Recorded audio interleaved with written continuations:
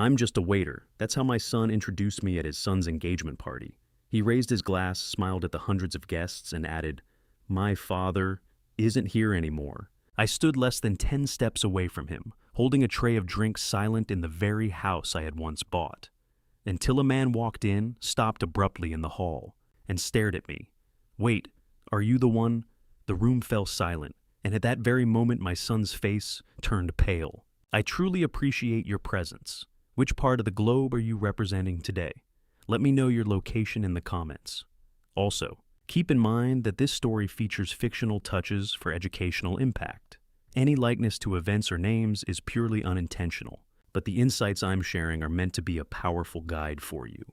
Wednesday, May 12th, 2022, 3:17 p.m. I steered my battered 2009 Honda Civic into the circular driveway of what was once my home, a sprawling Hamptons estate with white columns and manicured lawns that stretched toward the Atlantic. The estate I bought back in 1985. The one I had signed over to my son Julian 2 years ago, when I naively believed that transferring ownership would lighten his financial burden and show my trust. Now, as I parked near the service entrance, the irony wasn't lost on me. I was about to walk into a party celebrating my grandson Marcus's engagement, not as the proud grandfather, but as the hired help. My phone buzzed. "Julian. Dad, you're late. The caterer needs you inside. Don't embarrass us. Put on the uniform and stay out of sight until we need you." 70 years old, a retired chief of neurosurgery at Memorial Hospital, holder of 8 patents in neurosurgical robotics, and my own son was ordering me to wear a server's uniform.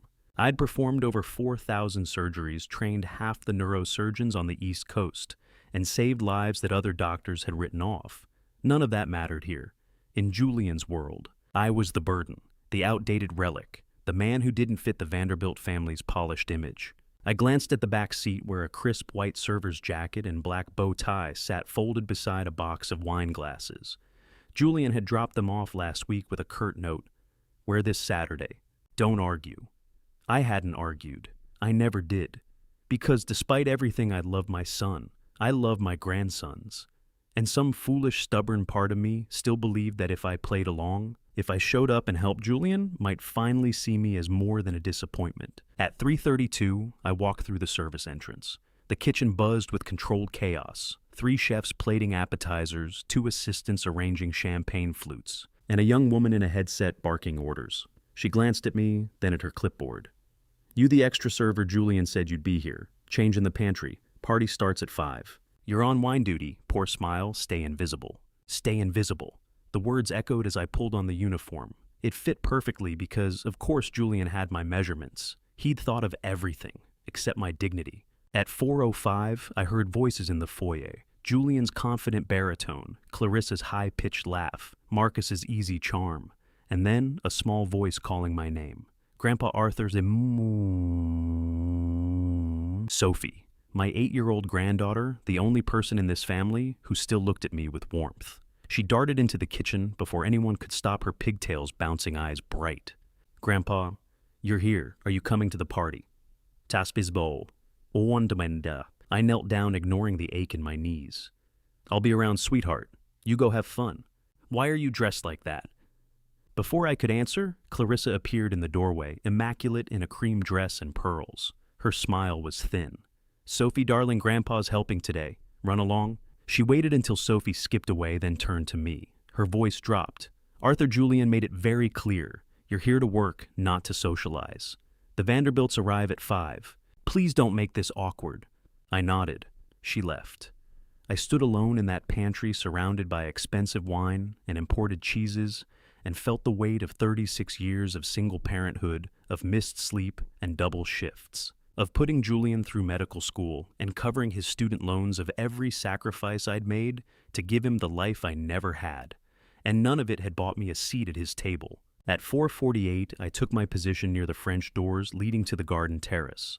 The house had transformed. Crystal chandeliers glowed. A string quartet tuned their instruments. Waiters circulated with silver trays.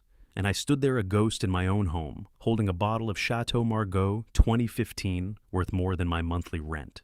The first guests arrived promptly at 5. I poured. I smiled. I stayed invisible. I watched Julian greet the Vanderbilts, Richard Vanderbilt, silver-haired and commanding, and his wife Catherine, elegant and sharp-eyed. Their daughter Isabella stood beside them. Poised and beautiful, the perfect match for Marcus. Julian was in his element, charming and confident every inch the successful cosmetic surgeon. Clarissa glided through the crowd. In a designer gown I knew cost more than I earned in a month from my small consulting gigs. No one introduced me. No one acknowledged me. I was part of the furniture. At 5:34, as I refilled a guest's glass, I overheard a conversation near the terrace. Richard Vanderbilt's voice carried. "Julian, I must say this estate is magnificent. Your family has excellent taste." Julian smiled. "Thank you, sir. We've worked hard to maintain it. My estate, my 41 years of mortgage payments, my name on the original deed." But I said nothing. I moved through the crowd pouring wine, collecting empty glasses invisible. A woman in diamonds complimented the hors d'oeuvres without looking at me. A young man in a designer suit handed me his empty plate without a word of thanks. And through it all, I watched my son laugh and network and build his image, while I served the people he wanted to impress. At 6:02, Marcus and Isabella took the small stage Julian had set up near the garden fountain. Marcus beamed. "Thank you all for coming. Isabella and I are thrilled to celebrate with you tonight." The crowd applauded. I stood in the shadows holding a tray of champagne flutes and wondered when exactly I had become so small in my son's eyes. The evening was just beginning, but somewhere deep inside a decision was forming. A line was being drawn. I didn't know it yet, but this night would change everything. By 5 o'clock I had become what Julian always wanted me to be: invisible. The atmosphere was straight from a high society gala, featuring elegant white canopies, glowing vintage bulbs, and the refined notes of a string quartet echoing near the fountain, and 150 guests in cocktail attire laughing over glasses of Veuve Clicquot. The Atlantic glittered gold in the late afternoon sun. Everything was perfect. Everything except the 70-year-old neurosurgeon carrying a tray of wine glasses through a crowd that looked straight through him. "Hey, Chardonnay." A man in a linen blazer snapped his fingers without making eye contact. I poured. He turned away mid-pour to resume his conversation. No thank you. No acknowledgement. I was a fixture, like the ice sculpture melting slowly near the bar. These hands had performed a 12-hour craniotomy on a Supreme Court justice in 2019. Now they poured wine for people who would forget this party by Monday. I moved through the crowd, catching fragments of conversation. Near the terrace, a woman in diamonds leaned toward Julian. "This estate is absolutely stunning. How long have you owned it?" Julian smiled, expansive and warm. "Family property. I've invested heavily in it over the years." A lie? I noted it the way a surgeon notes an irregular heartbeat. The estate was mine, bought in 1985, mortgage paid off in 2003, deeded to Julian in 2024 because I thought it would ease his financial stress. But to hear him tell it, he'd built this empire himself. A woman near the fountain dropped her napkin. It landed at my feet. She didn't glance down. I picked it up, handed it to her. She took it without looking at me and continued her conversation. I passed a mirror in the tent. For a moment I didn't recognize the man staring back, an old man in a server's uniform, forgettable, erased. From an upstairs window, Sophie waved. I smiled. Julian saw, frowned, and pulled the curtain shut. By 6 o'clock, Julian was in full form. He stood near the garden steps surrounded by 3 business associates, gesturing with the confident energy of a man who had never doubted his own success. "My company, Sterling Medical Solutions, is pioneering robotic surgical technology," he said, voice rich with authority. "We're in final negotiations for several critical patents. Once secured, we'll revolutionize the field." I stopped a few feet away, refilling wine glasses at a nearby table, listening. One of the associates, a man in his 50s with silver cufflinks, nodded approvingly. "Impressive, Julian. A real self-made success. Your parents must be very proud." Julian's face flickered just for a second, a hesitation so brief most people would miss it. "My parents aren't with us anymore. I built this on my own. Not with us anymore. Not dead, not estranged. Just erased." I stood 12 feet away. He knew I could hear him. Clarissa swept in, resplendent in a cream silk gown. "Darling, the Vanderbilts just called. Isabella's arriving early. Her parents will be here at 7:30. Julian's smile tightened. "Early what ye?" She said she wanted to observe before her parents arrived. "You know these CFO types." Clarissa's tone was light, but her eyes were sharp. Julian exhaled. "Make sure everything is perfect. This deal is everything. This deal is everything. Not this celebration. Not Marcus's engagement. The deal. I refilled a woman's glass. She didn't notice. Across the terrace, Julian continued his performance. The technology we're developing will reduce surgical recovery time by 40%. We're talking about a paradigm shift. Another associate raised his glass. To paradigm shifts. They toasted. I moved on. A man near the bar mentioned Sterling Medical Solutions, in passing something about patent filings. Julian's head snapped around. He laughed loud and jovial, and steered the conversation toward the Hamptons real estate market. Smooth, practiced, deflecting. I made another mental note. At 6:45, a Blacktown car pulled into the circular drive. Isabella Vanderbilt stepped out, tall, elegant, mid-30s, dressed in a tailored navy suit that said CFO louder than any business card. She surveyed the estate with the clinical precision of someone who assessed risk for a living. Julian practically sprinted to greet her, his enthusiasm a shade too bright. Isabella, wonderful that you could come early. I like to get a feel for people in their environment. She said, her tone pleasant but measured. You understand. I was nearby, preparing a wine station. She glanced at me, not recognition, just cataloging. An old server, part of the backdrop. Julian gestured toward the terrace. This is the main patio, ocean view. We host quarterly events here. Beautiful property, Isabella said. Yours? Yes, well, family estate. I've managed it directly. Technically not a lie, but not the truth either. My name was still on the deed. I'd never transferred full ownership, just given Julian power of attorney over the property. Isabella's gaze swept the grounds. And your family? Will I meet them tonight? Julian hesitated. My wife Clarissa you've met, and my daughter Sophie is upstairs. Your parents? They're not present. My father is traveling. I stood 15 feet away, pouring Pinot Grigio. I heard every word. Isabella's eyes flicked toward me, the old man in the server's uniform, then back to Julian. Traveling, I see. Well, my father always appreciates medical professionals. He's quite curious about the field. Julian's smile was smooth. Of course. Perhaps we can discuss the technology tonight. Isabella nodded, but I caught her scanning the crowd, noting details Julian didn't realize she was observing. The way Clarissa's designer gown probably cost more than most people's monthly rent. The catering staff's choreographed efficiency. The small inconsistencies in Julian's story. At 6:52, I refilled Isabella's glass. Our eyes met for half a second. Thank you, she said, the only person all evening who had acknowledged my existence. I nodded and moved on. I didn't know then that she'd heard my name before, or that in 90 minutes she would be the one to connect the dots and unravel my son's carefully constructed lies. At 7:32, Maximilian Vanderbilt stepped out of his limousine. I know the exact time because I'd checked my watch, wondering how much longer I needed to stay. 60 seconds later, my son's world began to collapse. The sun was setting over the Atlantic, painting the sky in shades of amber and rose. The party had hit its stride, guests laughing over champagne. The string quartet playing something elegant and forgettable, Edison bulbs glowing against the coming dusk. I was restocking the wine station near the entrance tent, trying to remain unnoticed, when the black limousine pulled into the circular drive. I recognized Maximilian Vanderbilt immediately. 3 years ago, his father had been my patient. Emergency aneurysm surgery, touch and go. 12 hours in the OR, every other surgeon at Memorial saying it was impossible, too risky. The patient too frail. I'd done it anyway, because that's what you do. When someone's life is on the line, you don't calculate odds, you calculate options. My hands tightened on the wine bottle. Should I leave, slip away through the service entrance?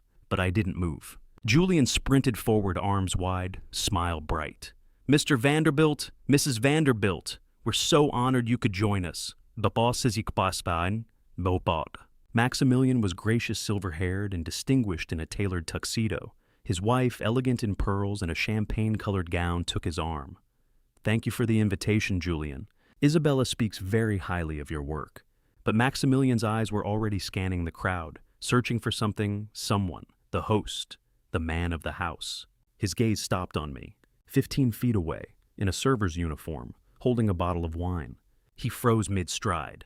Maximilian stared. I watched the thoughts turning over in his mind, recognition struggling against context, memory colliding with reality.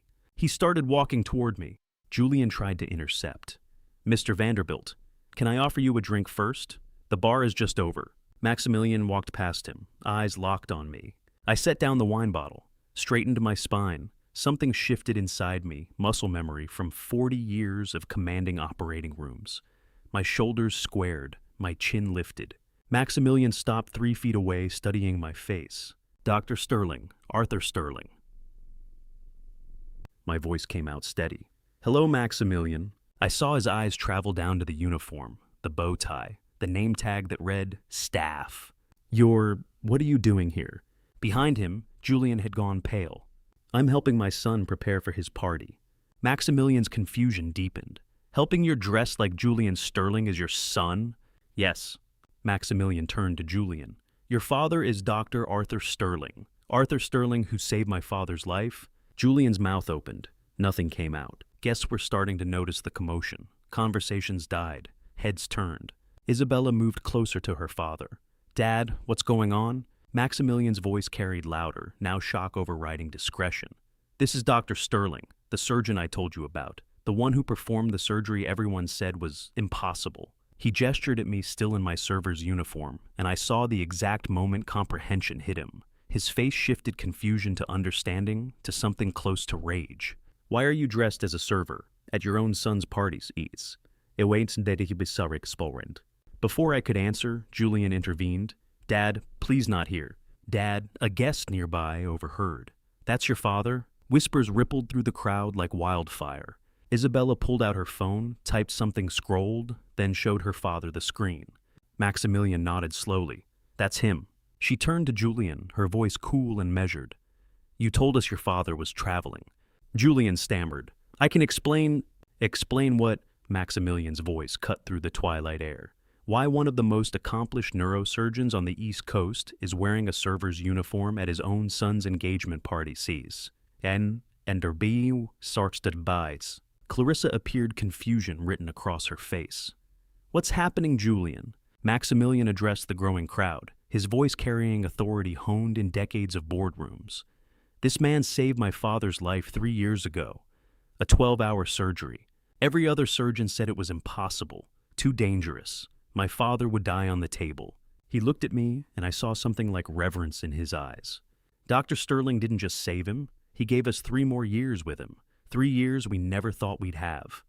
The crowd was silent now, 150 people watching this unfold. Maximilian turned back to Julian, and the reverence vanished, replaced by cold contempt.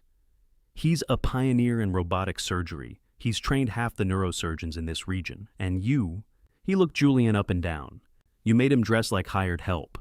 The silence was suffocating. I could hear the waves crashing on the shore, the breeze rustling the tent canvas, the sudden absence of the string quartet, who had stopped playing mid-phrase. I spoke quietly, but clearly.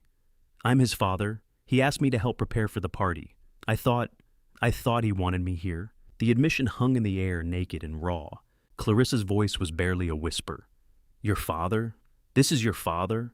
Julian tried again. "I can explain," but I saw it on his face. Not guilt, not remorse, panic. The panic of a dealmaker watching a contract fall apart. Maximilian's jaw tightened. "I came here tonight prepared to discuss a major partnership, a multi-million-dollar investment in Sterling Medical Solutions." He paused, letting the weight of those words settle. "But I will not do business with a man who treats his father, a man of Dr. Sterling's stature, like this." Mrs. Vanderbilt touched her husband's arm gently.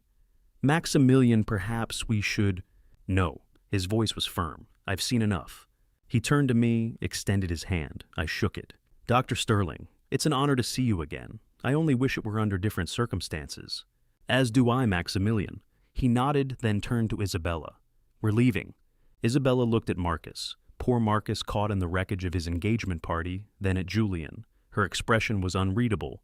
"I need some time to think." She followed her parents toward the limousine. Julian finally found his voice. "Mr. Vanderbilt? Wait, please. This is a misunderstanding." Maximilian stopped, turned. When he spoke, his voice was quiet, but every word landed like a gavel. "The only misunderstanding here, Julian, is that I almost went into business with you." He got into the limousine. The door closed. The car pulled away. The party had become a tableau of stunned silence. 150 guests staring. The ocean breeze rustling the tent. Clarissa frozen in place. Marcus looking lost. And Julian standing in the middle of it all, watching his deal, his future disappear down the driveway. He turned to me. For just a moment, just a flicker, I saw something that might have been shame. But then his jaw set, his eyes hardened, and I realized he wasn't ashamed of hurting me. He was ashamed of being caught. And that's when I understood we'd crossed a line we could never come back from. The silence lasted about 15 seconds. Then someone pulled out a phone. Robert, a real estate attorney, and he was about to expose Julian's first concrete lie on the spot. Julian, earlier you said this was your property. Robert's tone was casual, genuinely curious rather than confrontational. He was the kind of lawyer who fact-checked reflexively, the way some people check the weather. Julian's response came fast defensive. Family estate, yes. I'm a real estate attorney. Force of habit, I always check property records. Let me just... Robert tapped his screen, the blue glow illuminating his face in the gathering dusk. Around us, guests who had started to drift toward the exits stopped sensing fresh drama. Julian tried to intercept.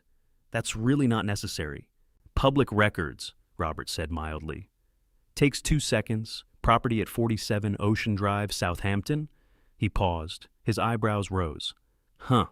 Owner of record Arthur James Sterling. Purchased July 1995. He turned his phone toward nearby guests. They craned to look.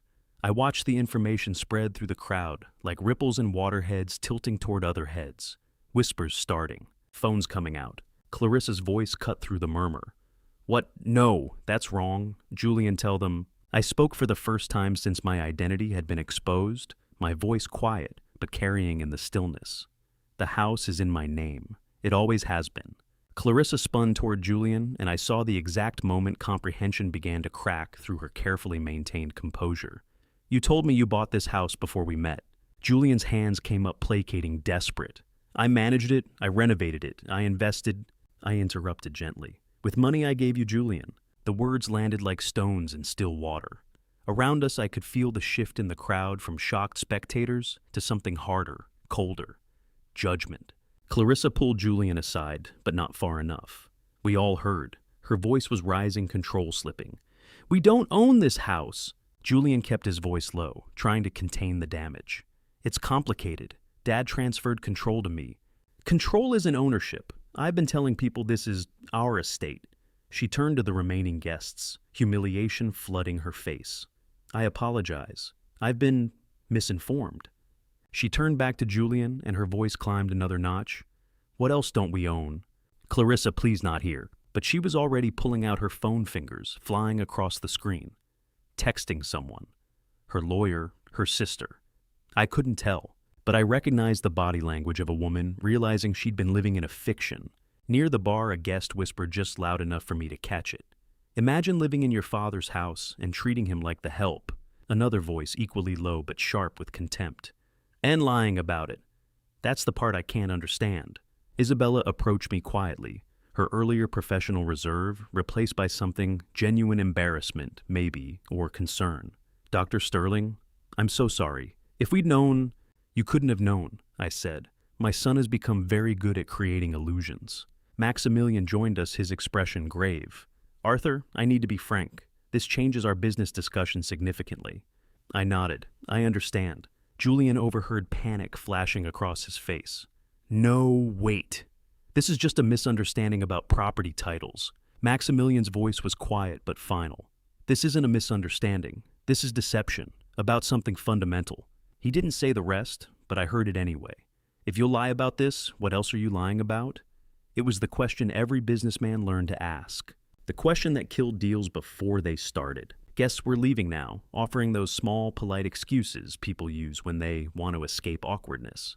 Early meeting tomorrow. Feeling a bit tired.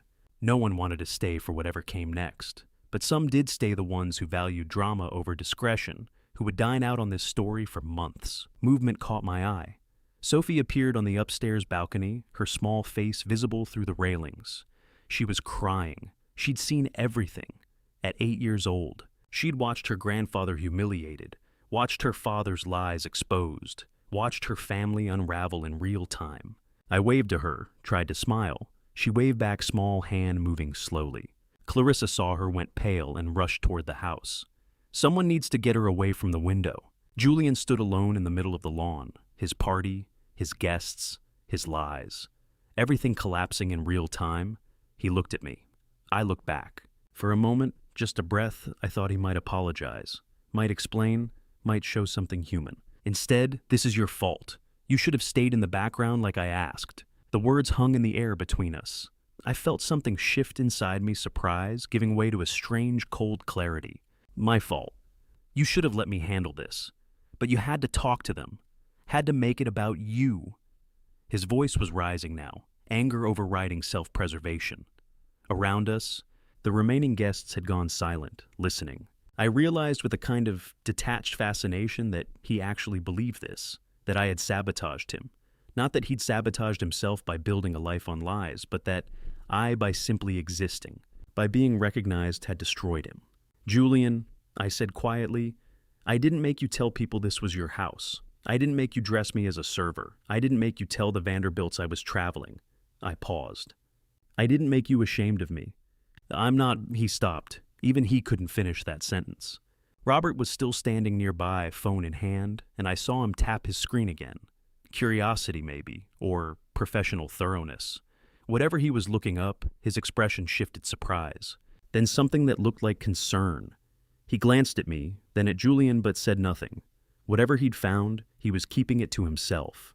For now. Julian turned and walked toward the house, shoulders rigid with anger. Clarissa intercepted him at the door. I couldn't hear their words, but I could read her body language sharp gestures, pulling away from his reaching hand. Behind them, through the French doors, I could see into the house. My house. The house I'd bought 31 years ago, hoping to build a legacy. Instead, I'd built a cage for lies, and tonight I'd opened the door. The lawn was nearly empty now. A few servers cleaning up, moving through the wreckage with professional efficiency. The string quartet had packed up and left. The Edison bulb still glowed against the darkening sky, pretty and pointless. I stood there still in my server's uniform and wondered what happened next. Whether I should leave, whether I should stay. Whether there was anything left to salvage. Through the French doors I watched Clarissa push past Julian and disappear into the house. He stood framed in the doorway, backlit and alone. 31 years ago, I'd walked through that same door for the first time, carrying Julian in my arms. He'd been 3 months old, and I'd just bought us a home. I'd thought I was giving him everything. I hadn't realized I was teaching him to take. I shouldn't have followed them inside. It wasn't my business anymore if it ever had been. But I heard Clarissa's voice rising, and I needed to know, was there anything left in my son worth salvaging? The French doors stood open. Through them, I could see Clarissa tearing through desk drawers and Julian's study papers, scattering like leaves. Julian stood in the doorway trying to block her path, his voice tight with panic. "What are you looking for?" "Our prenuptial agreement." "Where is it?" "Clarissa, now isn't the time." "Find it." More papers. A filing cabinet yanked open. She pulled out a leather folder, flipped it open, began reading. Her face went pale. She stepped onto the patio where I stood, still reading, and when she looked up and saw me, something in her eyes had changed. Not contempt anymore. Fear. She read aloud, her voice shaking. Section 7.2. All assets acquired during the marriage from family sources remain the separate property of the receiving party. She looked at Julian. "Everything came from your father." "Not everything." She kept reading, her voice climbing. "In the event of divorce, Party B retains only assets in her name and direct earnings." She turned to me. "You wrote this." "My attorney did. I insisted on those terms." "Why?" I paused, chose honesty. "Because I saw who you were, before Julian realized it." The words landed like a slap. She looked at me, really looked at me, and I saw her recalculating everything. Not just her marriage, her entire life. Robert was still there, standing near the patio entrance, and I realized he'd followed us in out of professional curiosity, or perhaps just human fascination with disaster. He spoke carefully. "Julian, didn't you start your company with family investment capital?" It's core. Julian's response was automatic defensive. "That's private business. I decided enough secrets. $2 million. I gave him the seed capital in 2015. Maximilian was still on the patio, hadn't left yet, and his head turned sharply at that. Gave or loaned? Silent investment with conditions. My attorney structured it as a loan recallable under certain circumstances. I pulled out my phone, found the document, showed it to Maximilian. He read it, eyebrows rising. if the borrower damages the relationship with the lender severely, you can recall the entire investment with 30 days' notice. Yes. Julian's voice cracked. Dad, you wouldn't... Are you sure after tonight? Clarissa was laughing now, a sound with no humor in it, brittle and strange. So, the company isn't even yours. It's my company, I build it, I run it.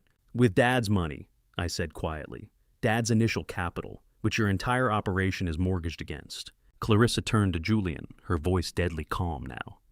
What happens if your father recalls the loan? Silence. Robert, ever the helpful attorney, filled it. If it's structured the way I suspect, the company would have 30 days to repay or face liquidation. Clarissa's eyes never left Julian. How much do we have in savings? Julian wouldn't look at her. Julian, how much? About 40,000. And the loan is 2 million. He nodded. Clarissa removed her wedding ring, set it on the patio table with a small, definitive clink that seemed to echo in the silence. I'm calling my attorney, tonight. Julian grabbed her arm. Clarissa, please, we can work this out. She yanked free and I saw real fury in her face now cutting through the fear. Don't touch me. She turned to me and her voice was cold, controlled. Did you plan this? Set him up to fail? No, I hoped he'd succeed, but I protected my assets in case he didn't. You knew he'd fail. I knew his character. Business results were his to determine. Julian exploded. My character! You never trusted me. I looked him straight in the eye. I trusted you for 42 years. You're the one who stopped trusting me. The words hung in the air between us, and for a moment I thought I saw something crack in his face, some recognition, some understanding. But it passed too quickly, replaced by anger, by the desperate need to make this someone else's fault.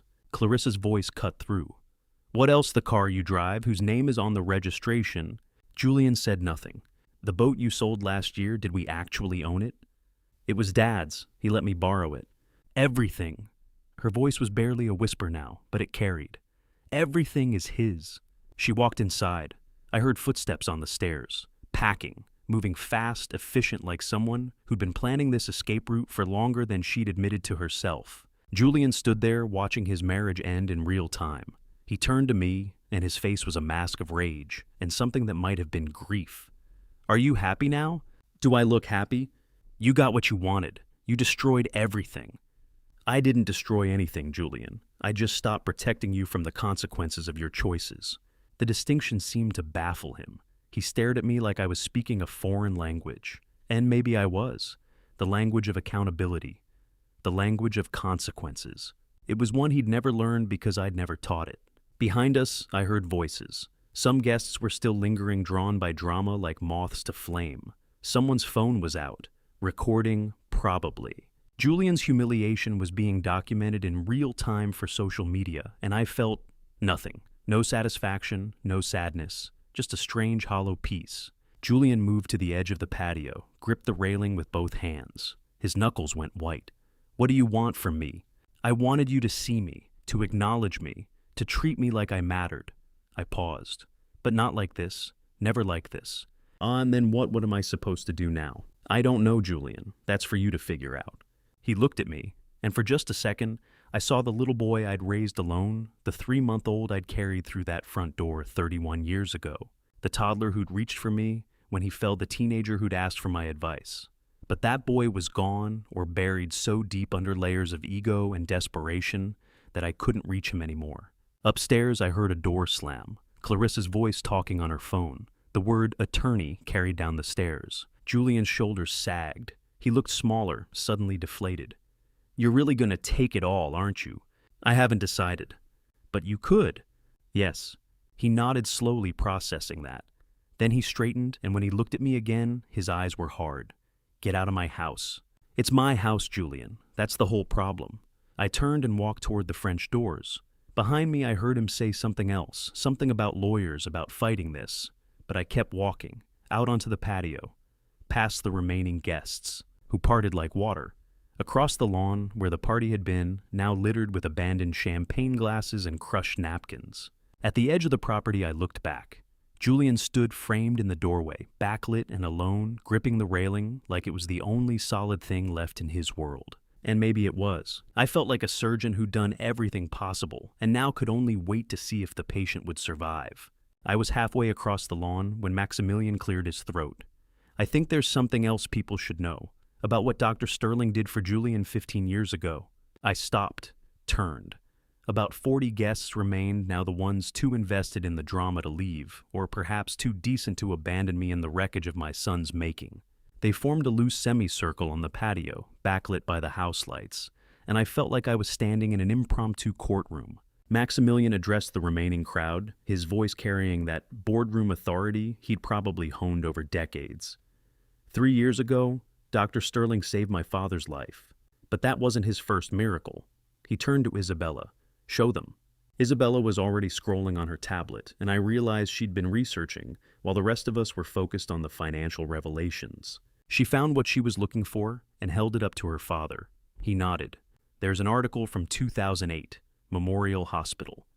Isabella's voice was clear, professional, the voice of someone used to presenting evidence. She read the headline, Surgeon Saves Son's Life in Emergency Operation. Oh, she paused. Everyone looked at Julian. Dr. Arthur Sterling performed emergency brain surgery on his son, Julian, age 27, following a severe car accident. The surgery lasted 18 hours. Isabella's eyes flicked to Julian, then back to the screen. And was deemed nearly impossible by other surgeons. Dr. Sterling, working without sleep, successfully repaired multiple skull fractures and stopped critical brain hemorrhaging. A guest near me gasped. You saved his life, his actual life. I nodded. Yes. Julian's voice was tight, strangled. That was 15 years ago. It's not relevant. Maximilian cut him off. Not relevant? Your father performed an 18-hour surgery, saved your life, and you repay him by treating him like the help. The question hung in the air, unanswerable, damning. I spoke quietly. Julian, show them. No. Show them the scar. Dad, don't. Take off the hairpiece. There was a long pause.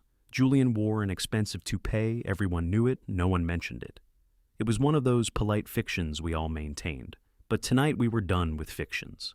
He removed it slowly like shedding armor. The scar became visible across his scalp, partially obscured by the hair he still had. A precise line. The precision of surgery. My work. Gasps from the guests who hadn't known. I stepped closer. That's Dad's work. July 23rd, 2008. You were drunk, self-inflicted accident, hit a telephone pole. Julian flinched. Your skull was fractured in 3 places. Brain hemorrhage. 3 other surgeons said you'd die on the table. I said I could save you. I remembered his hand in mine when he woke up. He'd been drugged, barely conscious, his eyes struggling to focus. He'd whispered, "Thank you, Dad." Just those 3 words, slurred and soft. But I'd heard them. I'd thought they meant he understood, that he'd remember, that we'd be closer after I'd literally held his brain in my hands and put it back together. I'd thought saving his life would bridge whatever distance had grown between us. You woke up 3 days later. I continued, my voice steady. Said thank you exactly once, then Clarissa came to visit. I looked at Clarissa, who had appeared at the French doors. Sophie presumably settled upstairs. You told him that doctors save people because it's their job. Told him not to be sentimental. Clarissa went pale. I don't remember saying. I was there, standing in the doorway. You didn't see me. The memory was vivid even now, 15 years later. Standing in the hospital room doorway holding coffee I'd gone to fetch. Watching Clarissa lean over Julian's bed with that expression of mild disapproval she'd perfected. Hearing her say those words with such casual certainty. As if gratitude toward a parent who just saved your life was somehow unseemly. And watching Julian, still weak, still vulnerable, absorb that lesson, like gospel. Julian listened to you, I said to Clarissa. And he never thanked me again. Not once in 15 years. A small voice cut through the tension. Daddy, is that true? Everyone looked up. Sophie stood at the upstairs window, her 8-year-old face pressed against the glass, and I could see tears streaming down her cheeks even from this distance. Julian's voice cracked. Sophie, go to bed! Dad said Grandpa was embarrassing. Sophie called down, her voice carrying in the evening air. But he's a hero.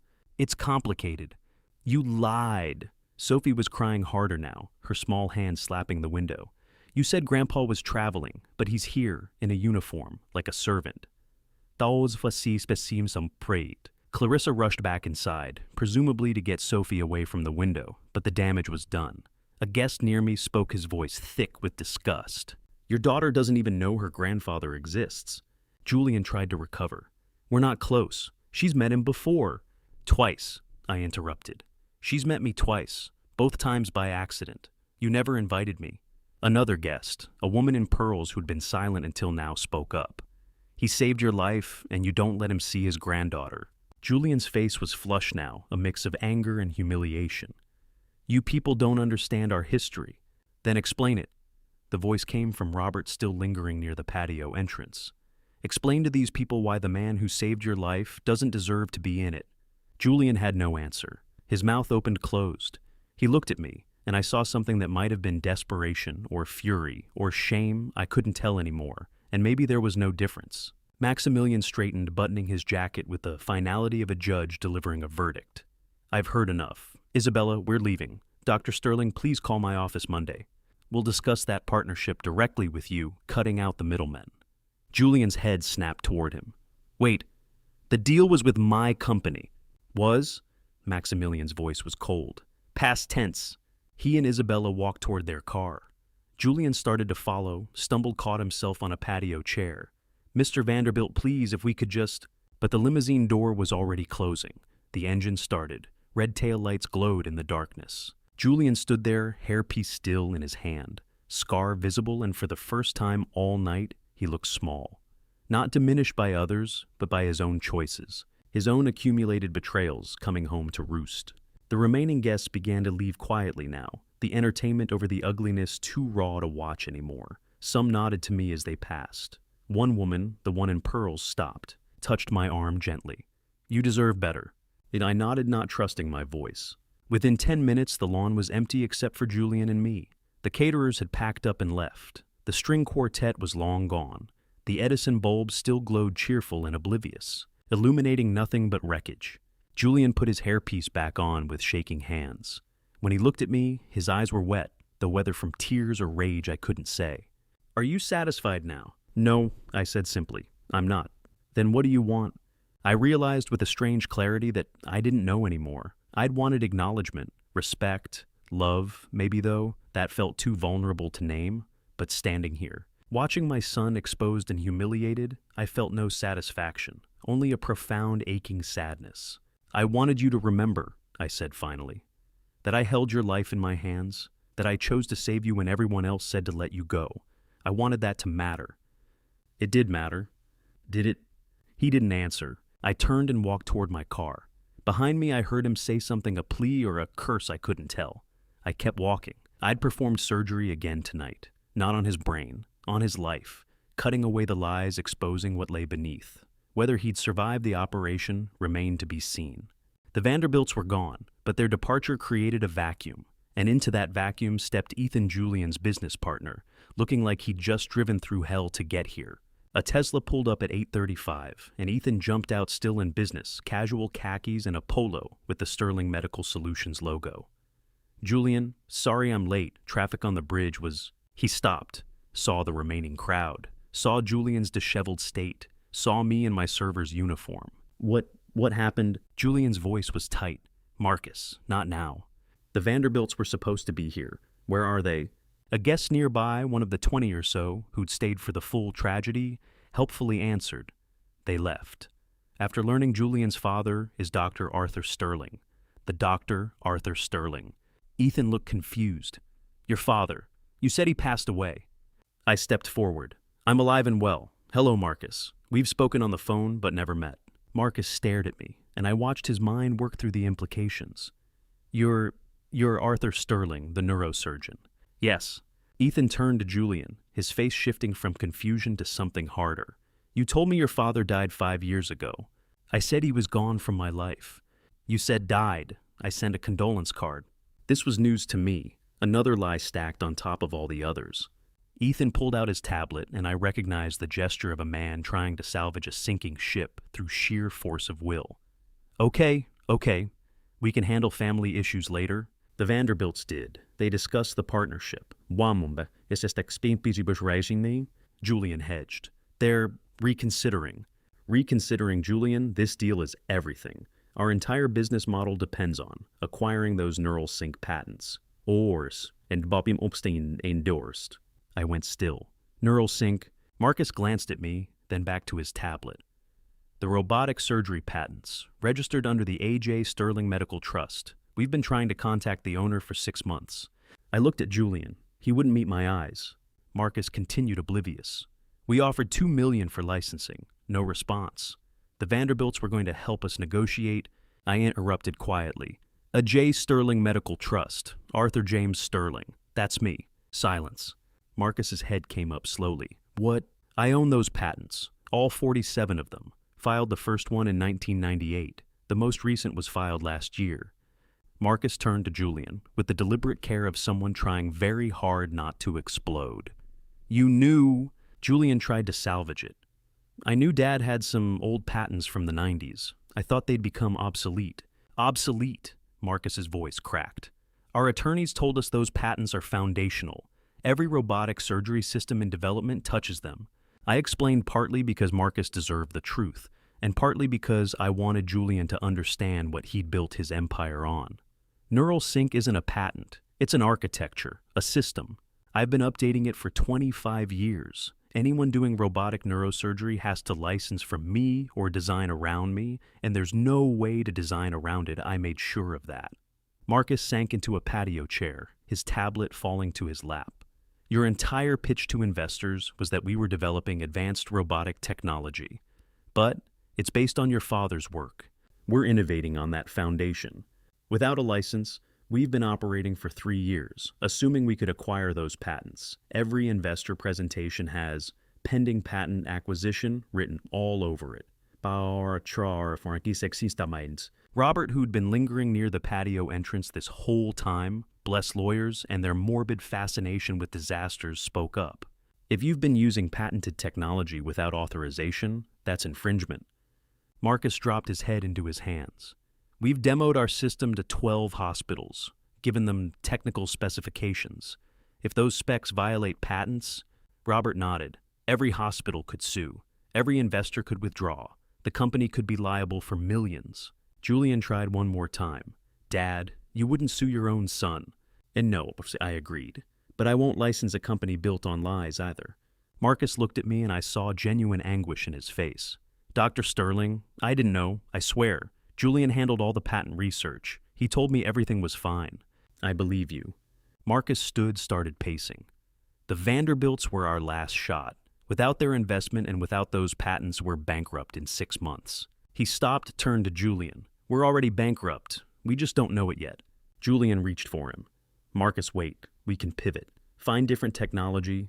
With what money we're mortgaged to the ceiling. And now, I find out we're mortgaged on a loan from your father.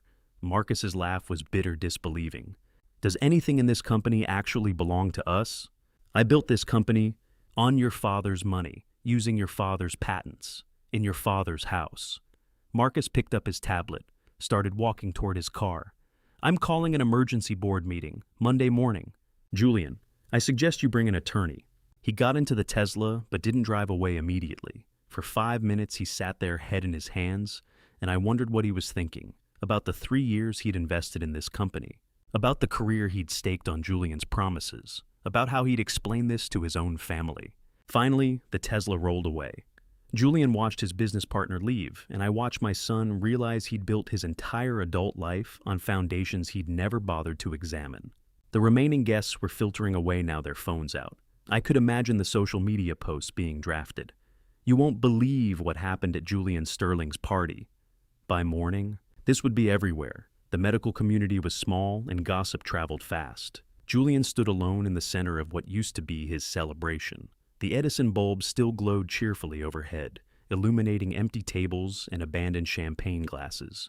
Somewhere upstairs, I could hear Clarissa moving around, the sounds of packing drawers opening closet doors, the zip of luggage. He looked at me across the 10 feet of patio that might as well have been miles. Are you going to destroy everything I've built? You didn't build it, Julian. You borrowed it. There's a difference. I worked for it. With my money, on my patents, in my house. I paused. The only thing that was actually yours was the lies. Those you created all on your own. He flinched like I'd struck him. And so what now? You take it all back. Leave me with nothing. In those space that you bikes. I thought about that. About the little boy I'd raised alone. About the young man I'd saved on an operating table. About the son who'd looked at me tonight in a server's uniform and felt only inconvenience. I haven't decided yet. But you could. Yes. He nodded slowly, and for a moment I thought I saw something like understanding in his face. But it passed quickly, replaced by that familiar mask of grievance. You planned this, all of it. The patents in a trust, the loan structure, the prenup. You were always planning to take everything away. No, I said quietly. I was planning to protect myself in case you became exactly what you are. Turns out I was right to plan. The last guests were leaving now, calling their goodbyes, their voices artificially bright with the forced cheer of people escaping awkwardness. One couple paused by me. Dr. Sterling, if you need anything. Thank you. They left. The caterers had long since packed up and disappeared. The string quartet's equipment was gone. Even the Edison bulbs seemed to be flickering now, as if they too wanted to escape. Julian and I stood there, two strangers in formal wear, one in a tuxedo, one in a server's uniform, and I realized we'd always been strangers. We'd just been pretending otherwise. I should go, I said. This is your house. It is, but you're still my son, for now. I walked toward my car. Behind me I heard him say something, a question or a plea, but I didn't turn around. We were strangers who happened to share DNA and a last name. One of those things was about to change. A young man in a server's uniform approached me while Julian stood frozen in the wreckage of his party. Dr. Sterling. His voice shook slightly. I need to tell you something. I didn't recognize him at first. Just another face in the catering staff, someone Julian had hired to help maintain the illusion of his success. I'm David Martinez. I was at Riverside Orphanage from 2008 to 2015. And then I remembered David. The David who wanted to be a doctor. His eyes welled up. You remembered. Of course I remembered. Julian was watching from across the patio, curious despite himself, drawn to this interaction, like someone watching a car accident unfold. David's voice grew stronger. I'm not a doctor yet, but I'm in medical school. Cornell. Full scholarship from the Margaret Sterling Foundation. I smiled. You earned that yourself. The foundation paid $240,000 for my education so far.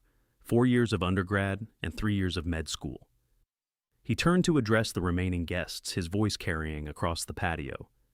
Doctor, Sterling came to our orphanage every Saturday for 15 years. Read to us, helped with homework, told us we could become anyone. A guest spoke up. What foundation? 3 other servers stepped forward. I hadn't realized they were also my children. A woman, maybe 28, spoke. Dr. Sterling paid for my nursing degree, $95,000. I was at Riverside too. A man around 30. My sister needed heart surgery when I was 17. We had no insurance, no family. Dr. Sterling paid $180,000, saved her life. Another woman, 26. He donated $2 million for Riverside's new building in 2019. Anonymous donation. But we found out. Julian's voice cracked. What are you people talking about? What foundation? A guest pulled up something on their phone. Margaret Sterling Foundation for Orphans. They showed the screen around. I saw my photo on the board of directors page. The guest continued reading. Established 2005. Current endowment, $52 million. Julian's face went white. 52 million. I nodded. Margaret wanted to help children who had no one. After she died, I put everything into it. Everything you told me you couldn't afford to retire, that you lived on a tight budget. I never said I couldn't afford to retire. I said I lived simply. There's a difference. You had millions while you struggled, I interrupted. You live in a $4 million house. You drive a $90,000 car. You're not struggling. You're just greedy. David spoke up. Dr. Sterling donates 80% of his income to the foundation, has done for 20 years. Julian turned on me, his voice rising. Dad, you could have helped me, given me some of that money. Before I could respond, David stepped between us, his voice sharp with indignation. Helped you? You're his son. You had everything. We had nothing. We needed him. He's my father. He's father to 43 of us, the woman in scrubs said. 43 orphans he put through college. Now we're doctors, nurses, teachers, engineers. Because he gave us what you threw away, attention, belief, support. Julian had no answer for that. The silence stretched broken only by the sound of caterers packing up equipment. The distant crash of waves, the wind moving through the trees. The Edison bulbs had finally started to dim, their batteries dying, and I thought it was fitting. Even the lights were abandoning this party. David stepped closer and hugged me. A real hug, tight and genuine, the kind that says, "You matter." "Thank you for everything. I wouldn't be here without you." I hugged him back, this young man, who was essentially a stranger, and felt Julian's stare burning into us. "I'm proud of you," I told David. When was the last time I'd said those words to Julian? When was the last time Julian had wanted to hear them? David stepped back, wiping his eyes. "Your son doesn't know how lucky he is. He did once, past tense, I suppose." The 4 former orphans left together, waving goodbye, and I watched them go. My success is my legacy, walking away from Julian's failure. A guest said softly, "That's beautiful, what you've done." I shook my head. That's what Margaret wanted. Julian approached, and his voice broke on every word. "You were never there for me, always at the hospital, always with patients, with strangers' kids instead of your own." I turned to face him, and maybe it was exhaustion, or maybe it was clarity, but I finally said what needed saying. "You're right, I wasn't there for you enough. I missed things, important things, soccer games and science fairs and parent-teacher conferences. I worked too much, I know that." He looked surprised that I'd admitted it. "But you know what I never did? I never stopped loving you. I never hid you. I never pretended you didn't exist. I never made you wear a servant's uniform at your own son's party." The distinction landed like a physical blow. I put those kids through college because they had no one. You had everything. A father who loved you, a house, food, safety, education, everything they dreamed of having. And it was never enough. Not the house, not the money, not the surgery that saved your life, not the company I funded. Nothing I gave you was ever enough. Julian's voice was desperate now. "Because you never—" Enough. I was tired, bone-deep tired. "I'm done explaining myself to you. I'm done hoping you'll understand." I gestured toward where the 4 former orphans had stood. Those kids treasure what they received. They built lives. They give back. They remember. I looked at Julian. "You resent what you have. You built nothing that was truly yours, and you remember only grievances. That's the difference between gratitude and entitlement." Julian opened his mouth, then closed it, then opened it again. No words came out. What could he say? That he deserved more than orphans, that I should have hoarded money instead of helping children, that his resentment was more valid than their gratitude. Any argument he might have made died on his lips. The last few guests were leaving now, offering me quiet words as they passed. "Take care of yourself, Dr. Sterling. You're a good man. That foundation is remarkable." To Julian they said nothing. We stood there in the ruins of his party, champagne glasses scattered across tables, wilted flowers, the catering setup half disassembled. His celebration had become a wake for the relationship we'd never quite had. "I should go," I said finally. "To what?" "Your tiny apartment. Your simple life." His voice dripped with something that might have been contempt or might have been envy. "While $52 million sits in a foundation, yes, because that money isn't mine. It's Margaret's legacy. It's those kids' futures. It was never about me, and it was never about you." I walked toward my car, the old Honda that Julian had always been embarrassed by, that I'd kept running for 15 years because it worked and I didn't need anything flashy. Behind me, Julian stood alone under the dying Edison bulbs, and I saw something on his face I'd never seen before, the realization that maybe he was the villain in this story, not me. As the orphan's car disappeared down the driveway, I heard heels clicking on stone. Isabella Vanderbilt had come back, without her parents, and she looked angry. She walked straight to me across the patio, past the abandoned champagne glasses and wilted centerpieces. Her expression set with the kind of determination I'd seen on surgeons about to deliver bad news. "Dr. Sterling, I need to talk to you, privately." "I think privacy died about 2 hours ago," I said. "Speak freely."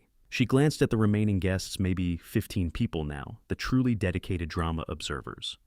"All right, I need to be transparent." She took a breath. "I suspected something was wrong before tonight." Julian appeared in the doorway listening. Isabella saw him, but didn't care. "This world is small, Julian. People talk." She turned back to me. I'd heard whispers. "Julian Sterling's father is some famous doctor he never mentions. Wonder why he never brings his father around." I nodded.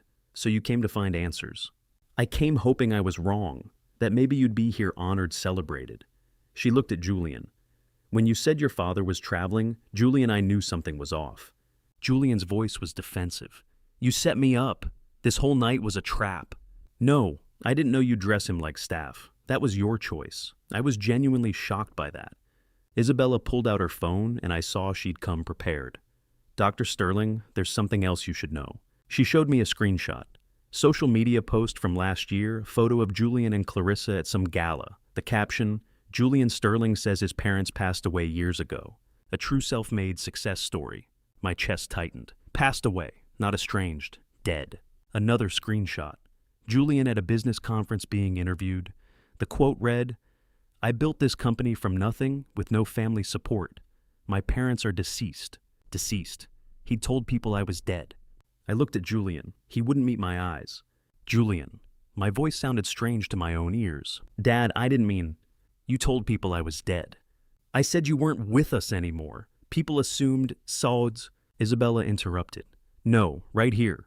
She showed another screenshot.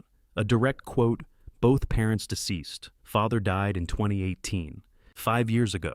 When I was very much alive. When I'd called to wish him happy birthday and he hadn't answered. Why, I asked. Julian's voice rose, desperate. Because it was easier than explaining why we don't talk. Easier than having people ask questions. So you killed me off, verbally, socially, just to erase me.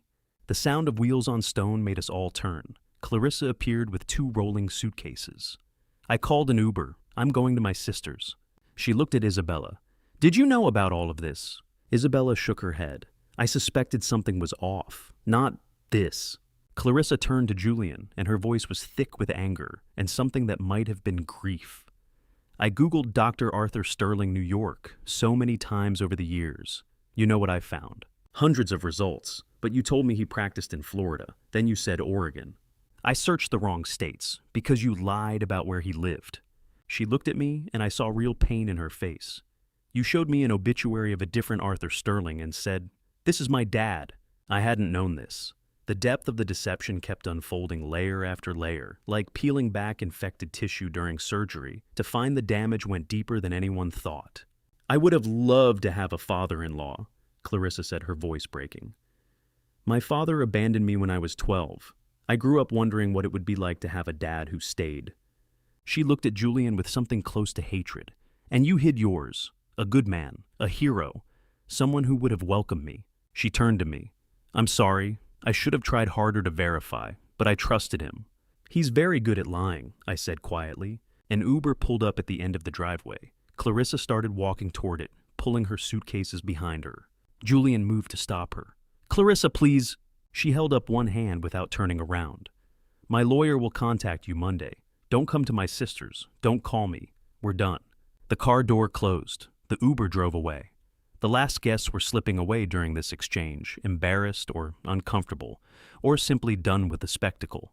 Now, it was just me, Julian, Isabella, and Robert. Isabella spoke quietly. Dr. Sterling, I serve on the board of the Margaret Sterling Foundation. Did you know that? I nodded.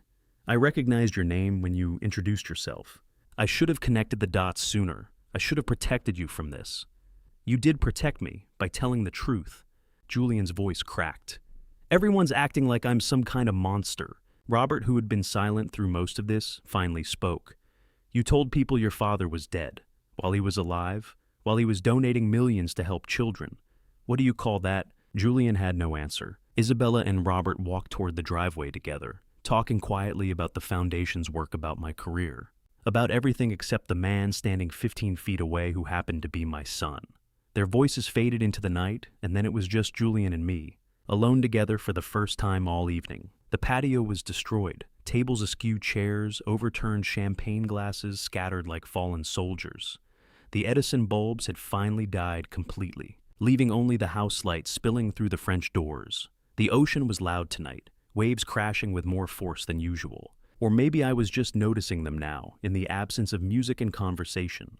Julian stood in the center of the wreckage he'd created, still in his expensive tuxedo, his toupee slightly askew from running his hands through it. He looked small somehow, despite being taller than me, diminished. I didn't know what else to do, he said finally. You could have told the truth.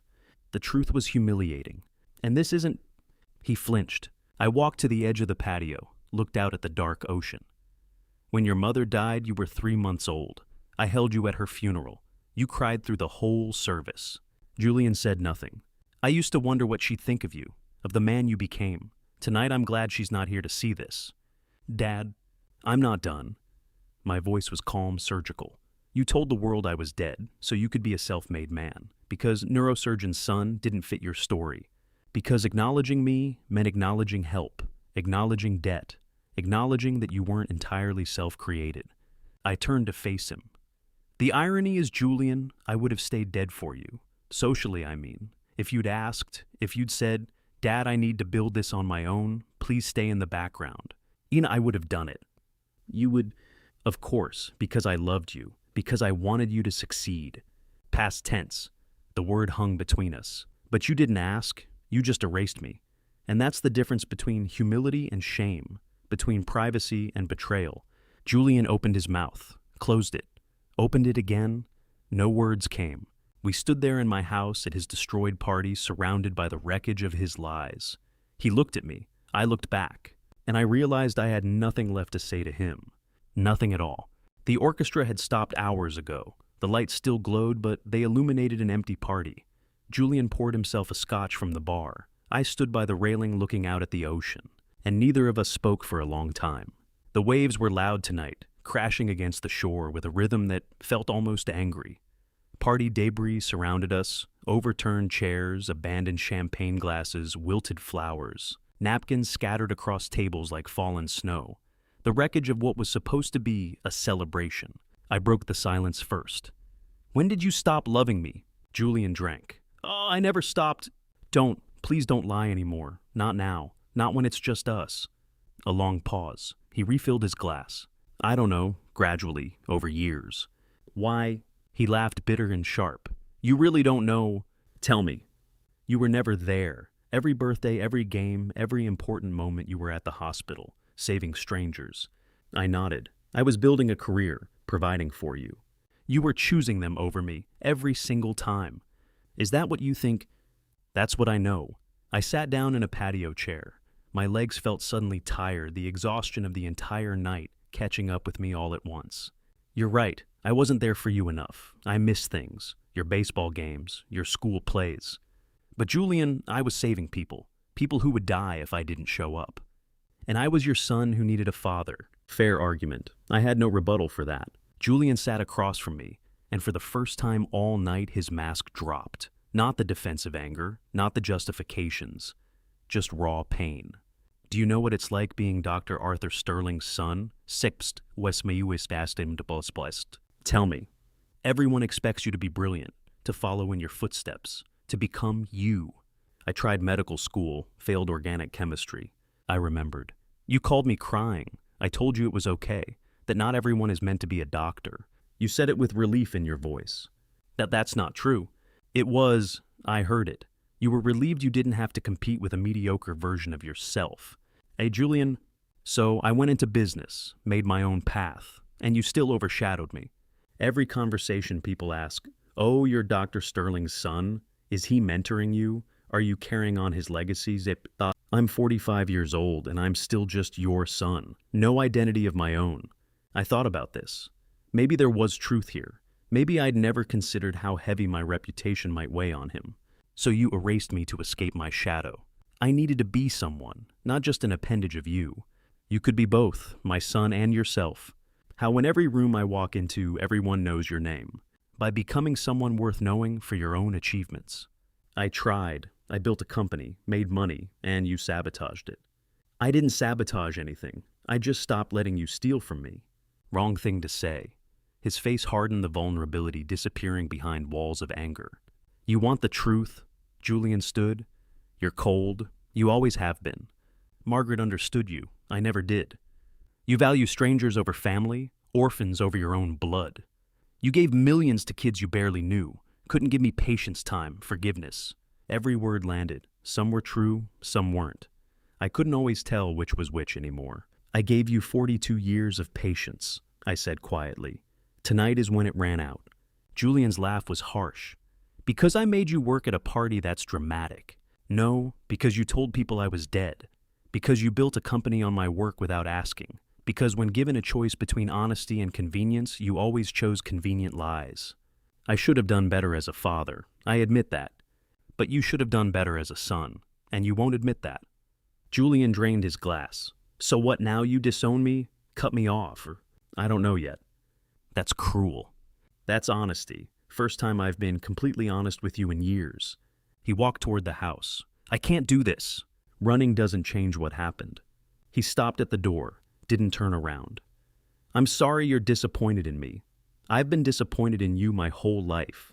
The door closed. I sat alone on the patio, and I cried for the first time all night. Not because of what had happened, but because of what had never existed. I'd thought we had a relationship that was damaged. I was wrong. We'd never had one to begin with. Just two people living parallel lives, connected by DNA and obligation, but never by understanding. Never by the kind of love that sees and accepts and forgives. Margaret had bridged that gap when she was alive. She'd translated between us, softened my edges, explained me to him in ways he could understand. When she died, that bridge collapsed, and we'd never rebuilt it. I'd thought time would heal it. Instead, time had just let the distance grow until we were strangers shouting across a chasm too wide to cross. The ocean kept crashing, the lights kept glowing, the party debris shifted in the breeze. I thought about the 43 orphans I'd helped raise, kids I'd read to encourage put through school. They'd hug me tonight, thanked me, told me I'd changed their lives. My own son couldn't stand to look at me. What did that say about me as a father? What did it say about him as a son? Maybe both things were true. I'd failed him, and he'd failed me. Maybe there was no villain in this story, just two flawed people who'd never learned how to love each other right. Or maybe that was the easy answer, the comfortable one, the one that let me off the hook. I heard a car pulling up. Strange. It was nearly 10 o'clock. Who would be arriving now? I wiped my eyes and walked toward the driveway. A Honda Civic, Virginia plates. And stepping out of it, Dr. Patricia, head of the hospital ethics committee. She looked very serious, and she was carrying a thick file with my son's name on it. The justice is about to be served, but the price is greater than anyone could imagine. Before I reveal the confidential files that will officially send Julian to jail and put an end to this father-son relationship, please leave the number 127 number of victims in the comments, so I know you're still following closely. A small note. This story incorporates fictional elements to convey a deeper message. If you don't want to continue hearing these harsh truths, please choose other content that suits you better. Patricia doesn't make house calls, and she doesn't work at 10 o'clock on a Friday night, unless someone's dying, or someone died. She walked up the driveway with the careful precision of someone carrying evidence. Her expression, the kind doctors wear when delivering the worst possible news. Arthur, I'm sorry to come so late. It's Patricia. What's wrong? Marcus called me, told me what happened tonight, the party, the truths that came out. She paused at the patio steps. He said you didn't know anything about your son's business operations. I'm still learning. There's more, something I've been investigating for 3 months. I was going to present it to the hospital board next week. She looked at me, and I saw something in her face that made my chest tighten. But after tonight, after learning how Julian treated you, I realized you need to know now. Ethan's Tesla pulled up behind her Civic. He got out looking haggard. His tie loosened his face, drawn. Mom, I said I'd handle... You've been handling it for months, Marcus. It's time for the truth. Julian stepped outside, drawn by voices. What's going on, Marcus? Patricia turned to him. Julian, good. You should hear this too. She opened the file, handed me documents. Arthur, did you know your son owns 8 medical clinics? NDBGs is I read the first page, a marketing flyer. Quality healthcare using Dr. Arthur Sterling's proven methods. My photo, taken from the hospital website. My credentials listed. My specialties. My reputation? I looked up. I never authorized this. We know, it's identity theft. Patricia's voice was clinical professional. But that's not the worst part. She showed me employee records. The clinics hire doctors who've failed their U.S. medical licensing exams. Some have foreign medical degrees, but can't pass certification. Some aren't doctors at all. Julian's voice was defensive. That's not true. We hired qualified... Ethan cut him off. Julian, stop. Just stop. He turned to me, and I saw genuine anguish in his face. I'm the VP of robotics. I didn't know about the clinic operations until 3 months ago. They're a separate entity under the Sterling Medical Solutions umbrella. When I found out, I tried to shut them down. Julian threatened to fire me. Patricia continued relentless. The clinics target vulnerable populations, undocumented immigrants, uninsured workers, people afraid to go to real hospitals. They prescribe unnecessary procedures, unnecessary tests, surgeries for conditions that don't exist, all to maximize insurance fraud and cash payments. I felt sick. How long? 3 years. Julian tried again. They're providing affordable health care to people who need it. They're exploiting desperate people, Patricia said, using your father's name and reputation to build trust. She paused. And Arthur, there's one more thing. She pulled out another file, this one thicker. 6 months ago, Maria Rodriguez, 34 years old, mother of 3 children. She showed me a photo, a woman smiling with her kids, young, vibrant, alive. She came to the Bronx clinic with chest pain, shortness of breath. I knew those symptoms. Classic heart attack presentation. The doctor, a man who'd failed his licensing exam, twice diagnosed anxiety, prescribed Xanax, sent her home. My hands started shaking. She died that night, heart attack. Her 11-year-old son found her in the kitchen. I couldn't breathe. The ocean was too loud. The patio lights too bright. Everything felt wrong, tilted like the world had shifted on its axis. Patricia's voice was gentle but unrelenting. The medical examiner said any competent doctor would have caught it. A basic EKG would have shown the problem. But Julian's clinics don't have EKG machines. Too expensive. Maria paid $300 cash for that visit. She died 12 hours later. I looked at Julian. He wouldn't meet my eyes. Tell me this isn't true. Silence. Julian. Marcus spoke quietly. It's true. Julian paid the family $200,000 to sign an NDA, to not report it to authorities. Patricia added, I serve on the hospital ethics committee. We received an anonymous tip last month. I've been building a case. She looked at Julian with something close to contempt. Tonight, after learning what you did to your father, I realized you're capable of anything. Julian finally spoke. That was one incident, one unfortunate. I stood up, stepped toward him. He backed away. Don't you dare call her unfortunate. Her name was Maria Rodriguez. She had 3 children. She worked 2 jobs. My voice was shaking now, barely controlled. She trusted a clinic with Dad's name, with Dad's face on the wall. And she died because you hired fake doctors to maximize profit. Julian's voice rose desperate. I was trying to help people who couldn't afford. I slapped him. The sound cracked across the patio like a gunshot. First time I'd ever hit my son. First time I'd ever raised a hand to him in 45 years. He stood there stunned, hand moving to his cheek. I'd pulled the punch surgeon's hand's perfect control, but the impact was still there. Not physical. Something deeper. $300, I said quietly. She scraped together $300 because she trusted my name, my reputation, everything I built in 40 years. And you used it to sell her a death sentence. Patricia was pulling out more files, medical records, complaint forms, legal documents. There are 8 other complaints, patients who were harmed, families who were paid off to stay quiet. I looked at the files, looked at my son. How many? We don't know yet, Patricia said. These are just the ones who came forward. How many were too scared, too ashamed? How many died quietly? Julian found his voice. You don't understand the business realities. Business realities. I stepped closer. He stepped back. You put my name on clinics staffed by people who failed their medical exams. You targeted the most vulnerable people in society. You let a mother of 3 die because an EKG machine was too expensive. And when she died, you paid hush money, not to save your company, not even to save yourself, to keep using my name, my reputation, my life's work. To keep the scam running. Ethan was crying now, silent tears streaming down his face. Dr. Sterling, I swear I didn't know. When I found out, I went to the board.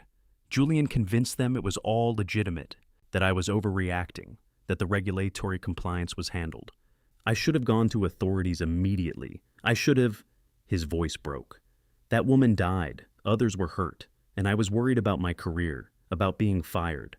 Patricia put a hand on her son's shoulder.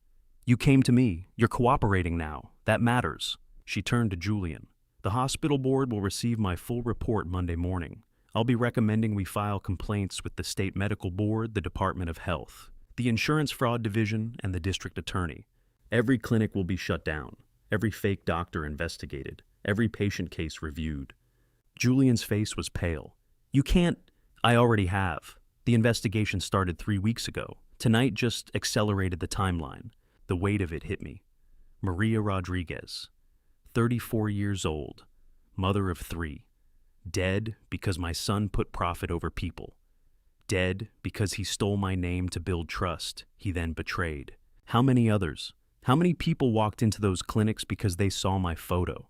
Because they'd heard of me? Because they thought Dr. Arthur Sterling's proven methods meant they'd be safe? I'd spent 40 years building a reputation for excellence, for integrity, for putting patients first, always. And my son had weaponized it, turned it into a tool for exploitation. Julian touched his face where I'd slapped him. The mark was already fading. I'd controlled the force, couldn't help it. Surgeon's instinct, but something else was marked. Something that couldn't be seen, but could be felt in the space between us. Whatever had been left of our relationship, whatever fragile thread still connected father and son. It was gone now.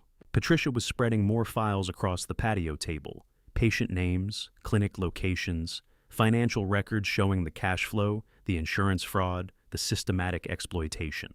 8 clinics, she said. 47 employees, 3 years of operation, estimated 3,000 patients treated.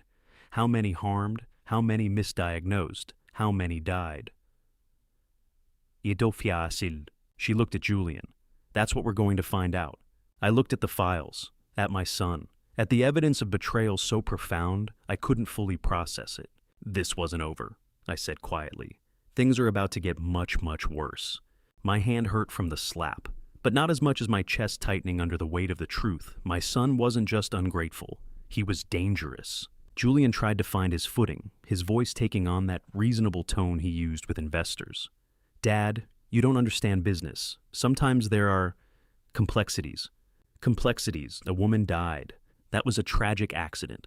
Negligence. Preventable negligence that you tried to cover up with hush money.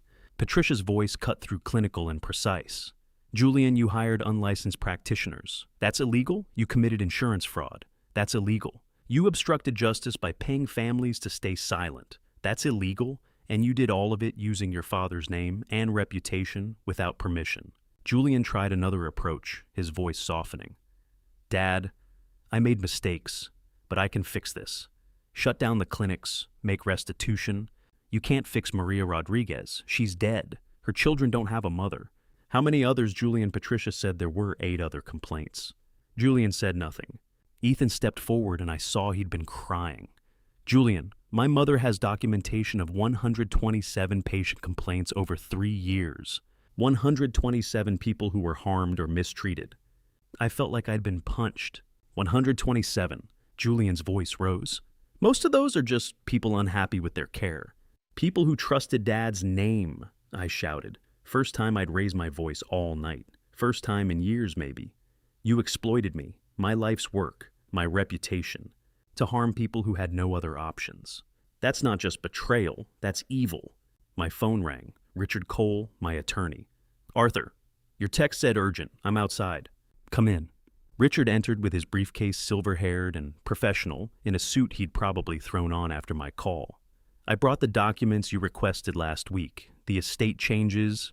Yes, I want to execute them, tonight. Julian's head snapped up. What documents? Richard pulled out papers.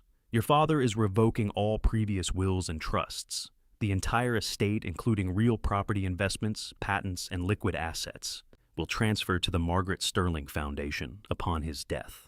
Julian went pale. No, you can't. What about Sophie? I asked Richard. Your granddaughter has a separate trust, as you requested. $2 million managed by the Vanderbilt Foundation. She'll receive it at age 25. I looked at Julian. Sophie will be fine. More than fine. She'll be free of your influence. You can't do this. I can, and I am. Richard laid the documents on the desk. I read each page carefully, signed each one. My hand was steady. Surgeon's control. Patricia and Marcus witnessed the signatures. Effective immediately, Richard said. Julian's voice cracked. So I get nothing. You have your company. Oh, wait, it's bankrupt. You have your house. Oh, wait, it's mine. You have your wife. Oh, wait, she left. You have exactly what you deserve, Julian. Nothing. I'm your son. Was past tense. I pulled out my phone. There's one more thing. I dialed 911. Julian lunged forward. Dad, don't. Marcus stepped between us, blocking him. Yes, I need to report medical fraud and negligent homicide. My name is Dr. Arthur Sterling. I'm calling to report illegal medical clinics operating under my name without authorization. I gave the address as the details. A patient died 6 months ago, Maria Rodriguez. The family was paid to stay silent. Julian's voice was desperate now. You're ruining me. No, I'm protecting future Maria Rodriguez's. I hung up. Julian stared at me. You called the police on your own son. I called the police on a criminal who happens to share DNA with me. Patricia handed me her complete file. Everything's documented here. Patient complaints, employment records, the Rodriguez case, the NDAs. I'll testify if needed. So will I, Marcus said quietly. 15 minutes later, Detective Sarah Reyes arrived, young, sharp-eyed, taking notes before she even got out of her car. I handed her the file. Dr. Sterling, I'm here about your report. This is everything. 8 clinics, 127 complaints, 1 death that I know of, possibly more. She reviewed it, her expression darkening. Julian Sterling, I need you to come to the station for questioning. Julian straightened his shoulders, found some vestige of dignity. I'm not going anywhere without my attorney. That's your right, but we will be investigating. The clinics will be shut down immediately pending review. If we find evidence of negligent homicide, charges will be filed. She looked at me. You understand this is your son. I understand he used my name to harm vulnerable people. I understand a woman died because he hired fake doctors to maximize profit. I understand he paid $200,000 to cover it up. Yes, detective, I understand exactly what he is. She nodded and left, with Patricia and Marcus to coordinate the investigation. Julian and I were alone again. You had every advantage, I said quietly. Love, health, education, opportunity. You could have been anything. You chose to become this. I can't fix you. I can't forgive this. All I can do is make sure you don't hurt anyone else. Goodbye, Julian. Old age, I'm not your father anymore. I'm just the man who used to be your father. I walked toward the door. You'll regret this, Julian said. I stopped, turned back. No, I'll regret I had to do this, but I'll never regret doing it. That's the difference between us. I left him standing in the study, my house, my name that he'd tried to steal. Got in my car and drove. In the rearview mirror, I saw the house blazing with lights, the empty party, the solitary sun. I didn't look back again. The drive to Brooklyn took 40 minutes. Traffic was light, the city quieter than usual for a Friday night. Or maybe I just wasn't paying attention. My mind was replaying the night in fragments, the server's uniform. Sophie crying at the window, David Martinez hugging me, Maria Rodriguez's photo, the sound of my hand hitting Julian's face. The apartment was dark when I arrived. Small, 1 bedroom, books everywhere, medical journals stacked on the coffee table, a photo of Margaret on the mantel, the only decoration I'd bothered with. This was my real home, not the Hamptons mansion. This rent-controlled Brooklyn walk-up I'd had for 30 years. The place I'd come home to after surgeries, after rounds, after visiting the orphanage. Julian had never been here. Not once in 30 years. Never asked about it. Never wanted to see where I lived when I wasn't serving him. I'd kept this place separate, my sanctuary. And now I understood why.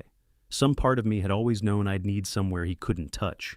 Couldn't contaminate with his lies. My phone buzzed. Julian's number. I turned it off. Some conversations end before they begin. I'd come back from my belongings from the mansion later. Clothes, some books. The photo of Margaret I kept in the bedroom. But tonight I just needed distance. From the lies, from the party, from the son I'd lost years ago, but only truly buried tonight. I sat in the dark apartment still in my server's uniform and felt nothing. Not grief, not satisfaction, just a strange hollow peace. I'd done what needed doing, signed what needed signing, called who needed calling. Tomorrow there would be consequences, investigations, legal proceedings, media coverage probably. The medical community would be horrified. My reputation would be examined, dissected, defended. Questioned. Let them question. I knew the truth. I'd spent 40 years building something worth building, and when my son tried to weaponize it, I'd stopped him. That was enough. I changed out of the uniform, folded it carefully, left it on the chair. Tomorrow I'd return it to the catering company. Tonight, I just wanted to forget it existed. In the morning, I'd call the foundation, tell them about the new will, make sure everything was in order. But tonight, I was just a 70-year-old man who'd finally learned the hardest lesson: you can't save someone who doesn't want to be saved. Even when that someone is your son, especially when that someone is your son. I woke to sunlight streaming through the Brooklyn apartment windows and 47 missed calls. For a moment, I'd forgotten. Then I remembered last night I'd dismantled my son's life. And somehow, I'd slept better than I had in years. The apartment was quiet, peaceful, just the hum of the refrigerator and distant traffic sounds from the street below. I made coffee, real coffee, not the expensive espresso machine Julian had in the mansion, and stood by the window watching Manhattan wake up across the river. This was my real home, not the Hamptons estate. This 2-bedroom apartment in Brooklyn Heights with secondhand furniture and medical journals stacked on every surface. Margaret's photo on the mantle. Sophie's crayon drawings held to the refrigerator with magnets shaped like stethoscopes. I'd lived here for 20 years, paid rent every month, never missed a payment. This was where I came after surgeries after visiting the orphanage. After those increasingly uncomfortable dinners at Julian's house, where I felt more like an intruder than family. The mansion had always been Julian's. I'd just paid for it. I turned on my phone. The notifications exploded. 47 missed calls, 23 voicemails, 67 text messages. Most from Julian. I ignored those. One from Maximilian. Arthur, call me when you're ready. The offer still stands. One from Patricia. Clinics were shut down this morning. Investigation underway. One from Ethan. I'm sorry for my part in this. Board meeting Monday. Julian's been removed. And one from Sophie. Grandpa, are you okay? I'm scared. That one broke my heart. I called her immediately. She answered on the first ring, crying. Grandpa, I'm here, sweetheart. Why did you leave Mom and Dad fought all night? I heard everything. I know, I'm sorry you had to hear that. Is it true you saved Dad's life? Yes, a long time ago. Then why is he mad at you? How do you explain this to an 8-year-old? How do you tell a child that sometimes adults make mistakes so big they change everything? That sometimes grown-ups make mistakes, and sometimes those mistakes are so big they change things. Did Dad make a big mistake? Yes. Are you going to forgive him? Silence. I didn't know how to answer that. Grandpa, I don't know yet, Sophie. Some mistakes take time to forgive. Some can never be forgiven. Mom says she's divorcing Dad. I know. Is it my fault? No, absolutely not. Nothing about this is your fault. My voice was fierce, protective. You're my sunshine. Remember, nothing about you could ever be wrong. But everything's changing. I know, and I'm sorry. Will I still see you? Every weekend, we'll make pancakes, go to the park. Nothing changes between you and me. You promise? I promise. You're my granddaughter. Nothing your father did can change that. Julian's voice in the background. Sophie, hang up. The call ended abruptly. I sat there holding the phone, tears running down my face. She was only 8 years old. She shouldn't be caught in the middle of this. I turned on the TV, local news. Breaking news: medical fraud investigation, launched targeting chain of discount clinics. Yet Sterling Medical Solutions under scrutiny following allegations of negligent homicide. Footage of the clinics, locked doors, signs reading, closed by order of Department of Health. A reporter standing outside the Bronx location. The clinics are accused of using the name and likeness of renowned neurosurgeon Dr. Arthur Sterling without authorization.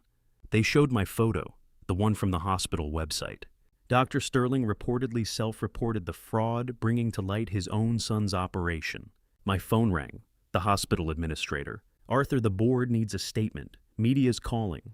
I'll be there Monday. I'll give a full statement then. Were you involved? No, I had no knowledge until last night. We know. Your integrity is beyond question.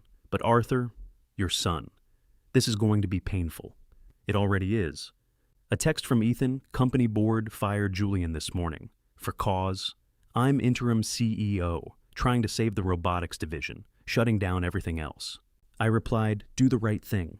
Ethan, I will, because you showed me what that looks like. The news continued. Patients from all 8 clinic locations are being contacted. Free medical screenings being offered.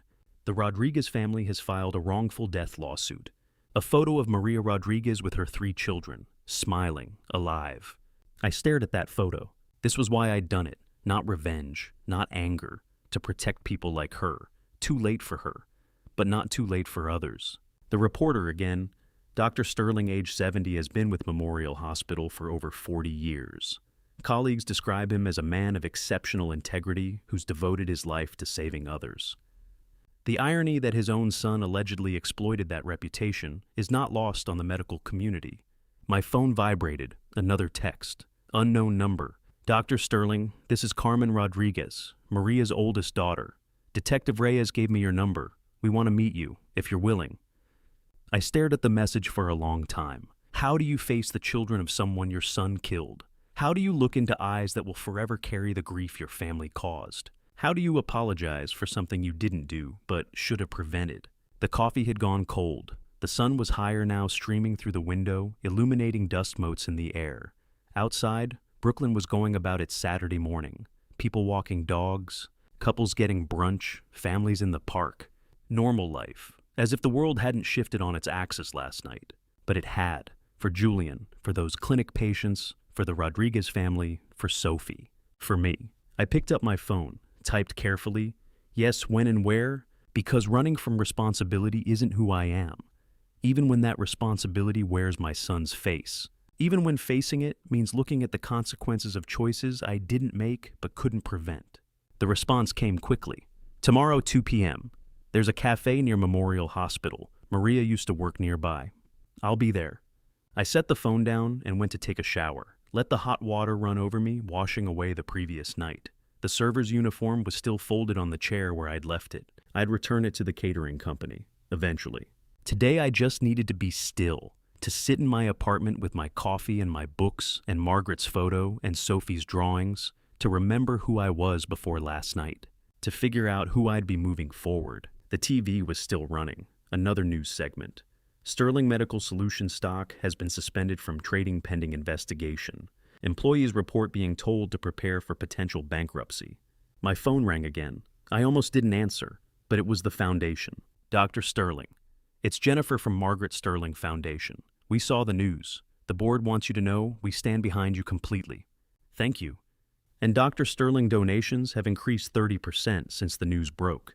People want to support the real work you've been doing. After she hung up, I sat in the quiet apartment and let that sink in. 40 years of building a reputation. One night of it being weaponized, and somehow in the wreckage people saw the truth. Not Julian's lies, my life's work. Tomorrow I'd meet Carmen Rodriguez. Monday I'd face the hospital board. Eventually I'd have to deal with Julian with lawyers, with the full legal consequences of what he'd done. But today, I was just going to sit in my apartment, drink my coffee, look at Sophie's drawings, and remember that somewhere in this mess, I'd done the right thing. Even if it hurt, especially because it hurt. The Rodriguez family lived in a third-floor walk-up in Queens. As I climbed those stairs on Monday evening, every step felt heavier than the last. It wasn't the physical exertion. It was the crushing weight of knowing I was about to face 3 children whose mother was dead because someone had weaponized my name. The hallway smelled of floor wax and simmering garlic. Sounds of distant televisions filtering through thin wooden doors. I stopped in front of apartment 3C. My hand hovered over the door, trembling. I had performed 4,000 surgeries, held beating hearts in my palms, and faced the most grim prognoses with a steady gaze. But this felt like walking into a trial where I was both the witness and the evidence of the crime. I knocked. Footsteps approached, light hesitant. The door creaked open. A 14-year-old girl with dark, haunting eyes stared up at me. She had Maria's face, the same high cheekbones I'd seen in the crime scene photos, the same strength in her jaw. "You're Dr. Sterling," she said, her voice steady despite the redness around her eyes. "The real one." "Yes." I managed my throat dry. "And you must be Carmen. Come in." The apartment was small but meticulously kept. A mismatched sofa sat against a wall covered in framed photos of a woman laughing Maria at a picnic. Maria holding a newborn, Maria dancing. In the corner, a small altar had been erected. A portrait of Maria, surrounded by flickering white candles, fresh carnations, and a worn set of rosary beads. An older woman, her silver hair pulled back in a tight bun, stepped out of the tiny kitchen, wiping her hands on a floral apron. This was Rosa Maria's mother. "Dr. Sterling." She said, her voice raspy with grief, but devoid of the malice I expected. "Please sit. I am so deeply sorry." I began, my voice cracking before I could even settle into the wooden chair. I didn't know about the clinics. I didn't know what Julian was doing. But it was my name on that sign, and I should have. Rosa held up a hand, a quiet, commanding gesture. "Sit first, then we talk." I sat. Two younger children watched me from the shadows of a hallway.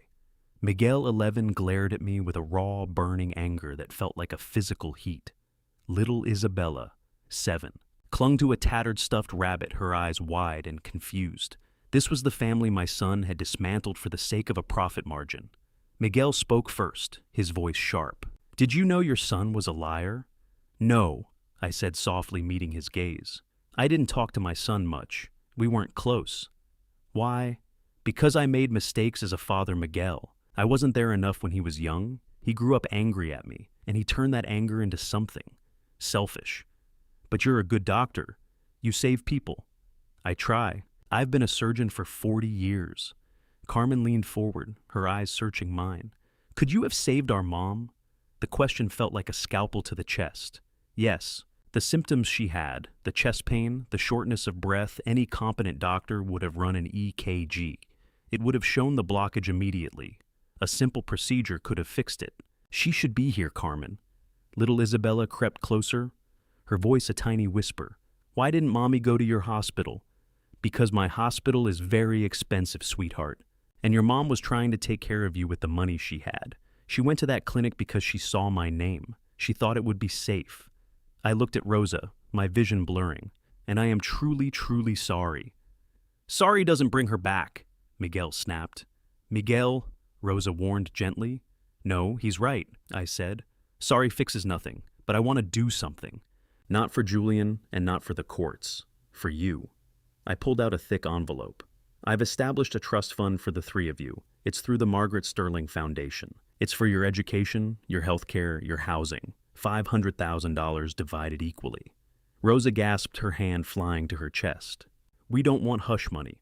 This isn't his money," I said firmly. "This is mine, my life savings. My wife Margaret passed away 10 years ago. She spent her life wanting to help children who lost their parents. I think she would want me to help you." Rosa looked at the altar, then back at me. "Dr. Sterling, you are not your son. That you came here, you climbed those stairs, you looked these children in the eye. That takes a kind of courage he doesn't have."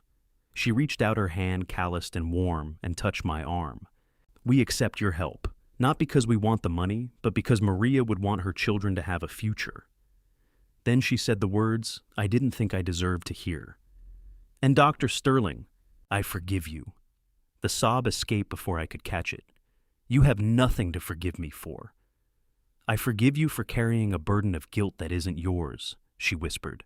"I forgive you for the sins of your son, because someone needs to tell you this is not your fault." Suddenly, little Isabella climbed onto my lap. It was so unexpected I nearly fell back. She didn't say anything at first, just leaned her head against my server jacket-turned-surgeon suit. "You're sad," she said. "Yes, very sad. Me too.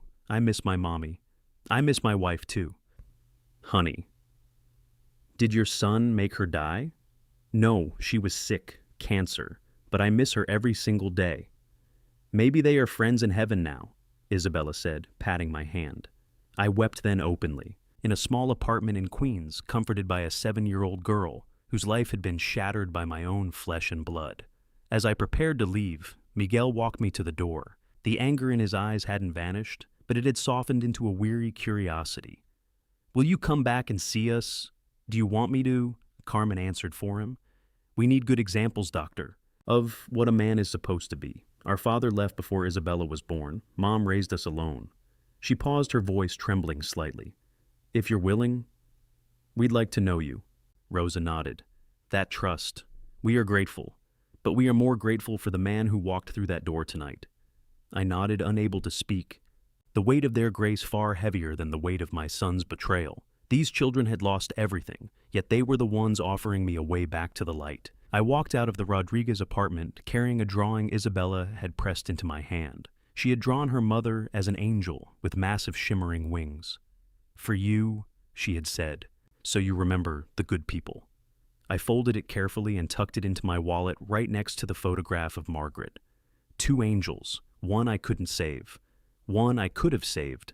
If only my son had possessed a shred of the integrity I saw in this small, crowded home. I drove away from Queens knowing one painful truth. These children had more forgiveness in their grief than Julian had held in his entire life. And that reality was a sharper sting than any betrayal he had ever dealt me.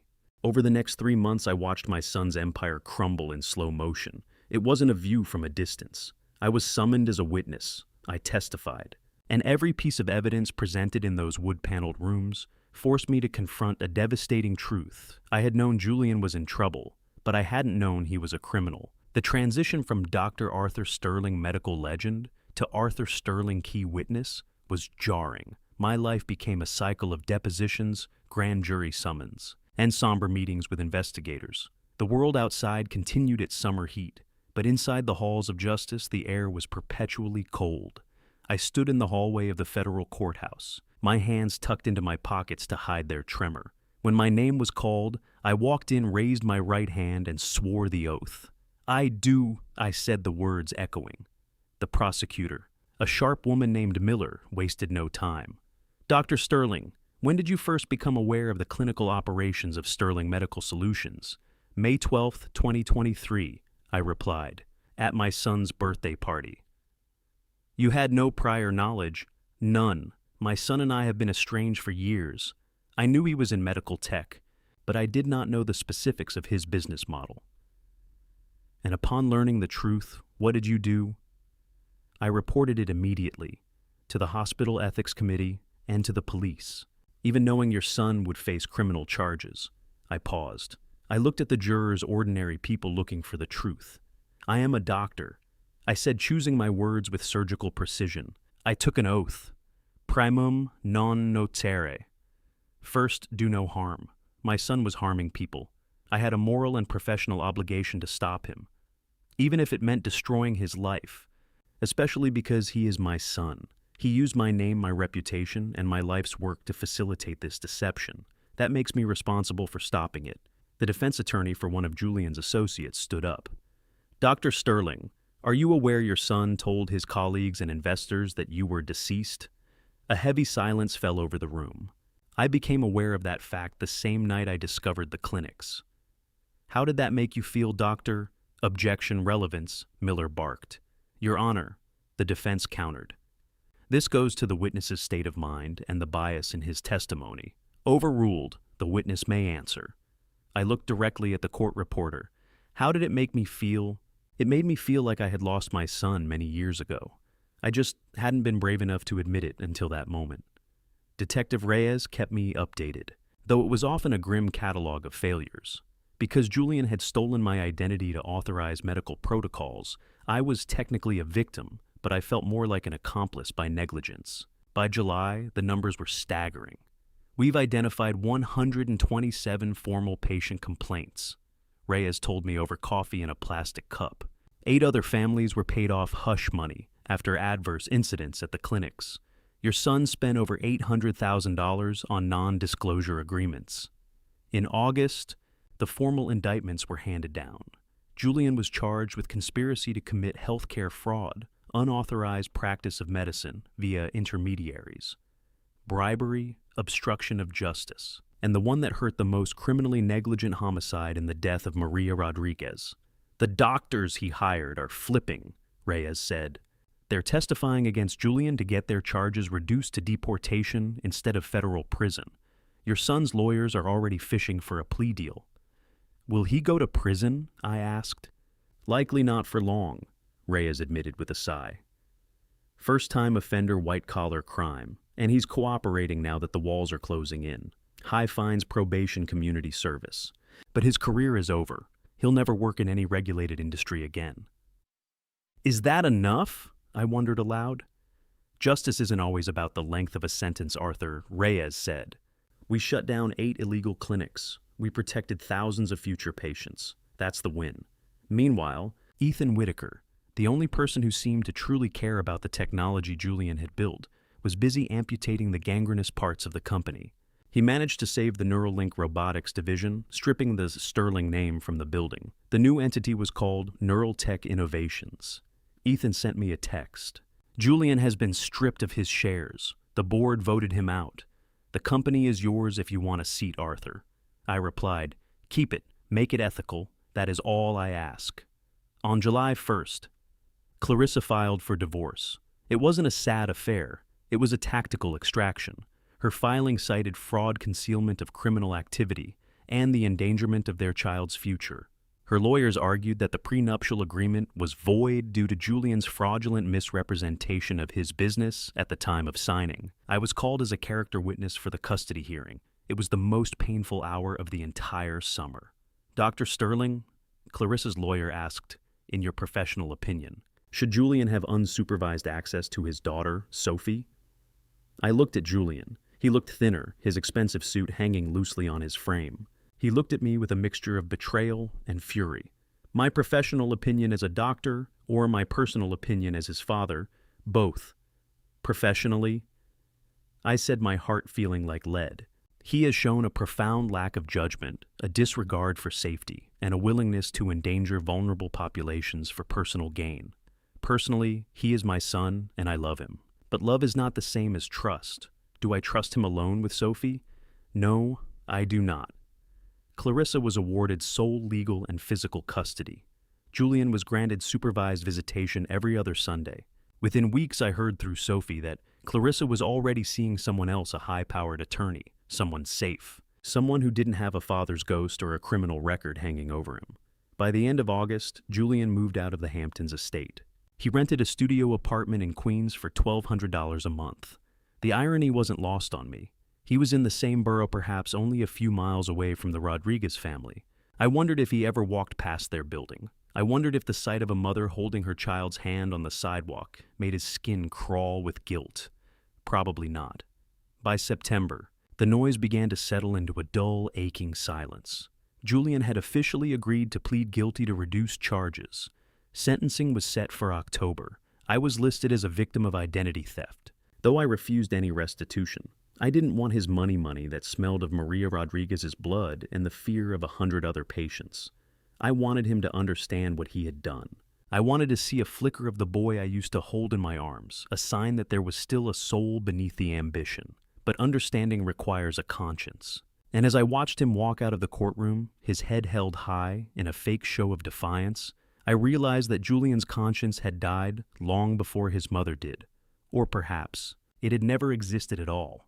October 12th, 2023.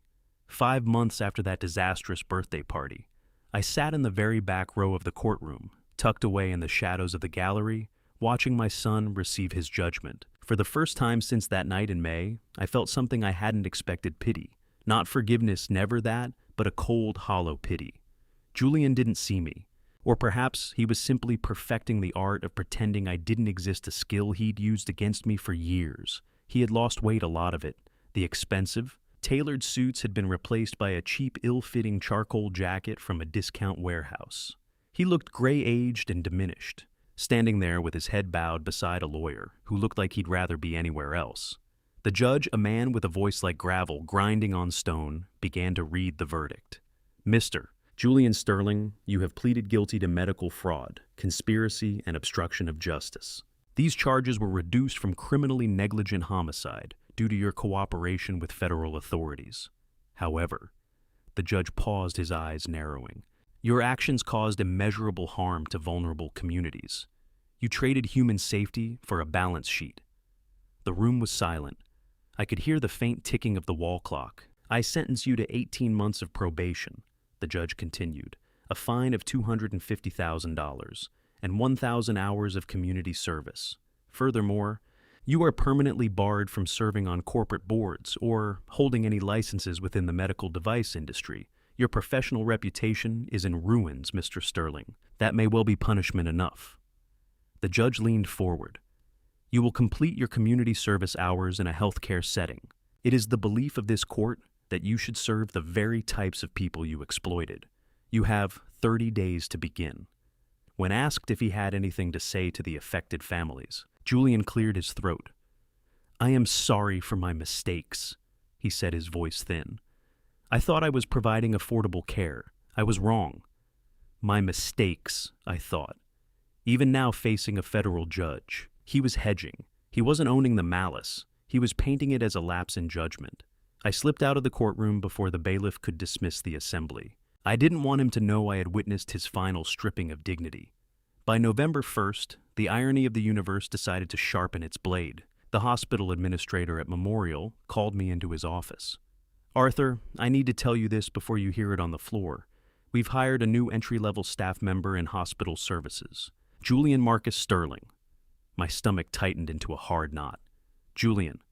He applied using his middle name. HR didn't make the connection until this morning. He needs the job to satisfy his probation and the community service requirements. We are a teaching hospital. We frequently take court-ordered placements. The administrator looked at me with genuine concern. If you're uncomfortable, Arthur, we can transfer him to a satellite clinic. No, I interrupted, my voice flat. If he wants to work here, let him. Let him see every day what a real hospital looks like. Let him file the records of successful surgeries and ethical treatments. Let him mop the floors I walk on.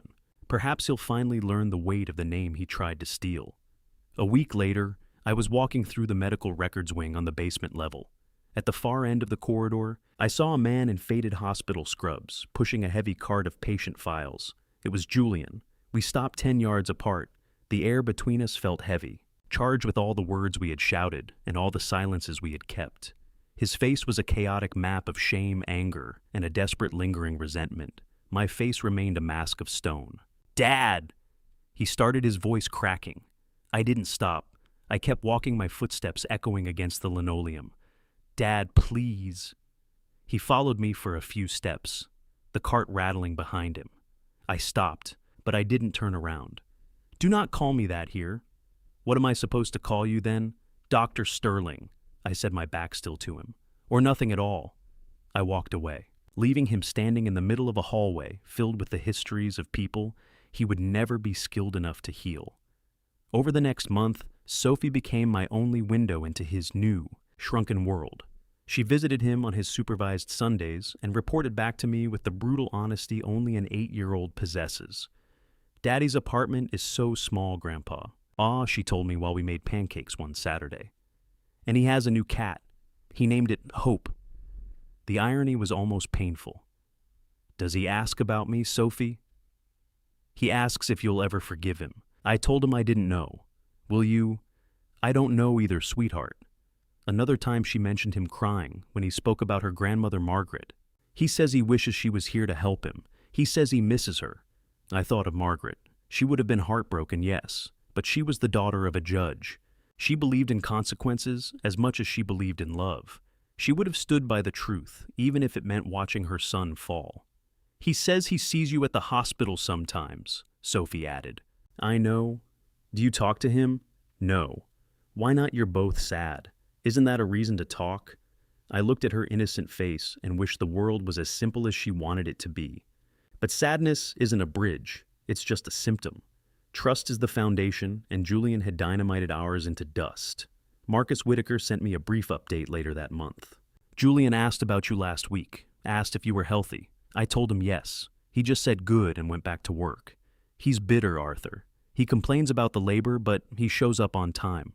Only because the shadow of a prison cell is hanging over him, though. Not because he wants to be there. That was the crux of it. Julian was performing humility because it was a court requirement, not a soul-deep realization. As November bled into a cold, biting winter, Julian worked his shifts and I worked mine. We circled each other in that hospital like distant planets connected by the gravity of our shared past, but never touching.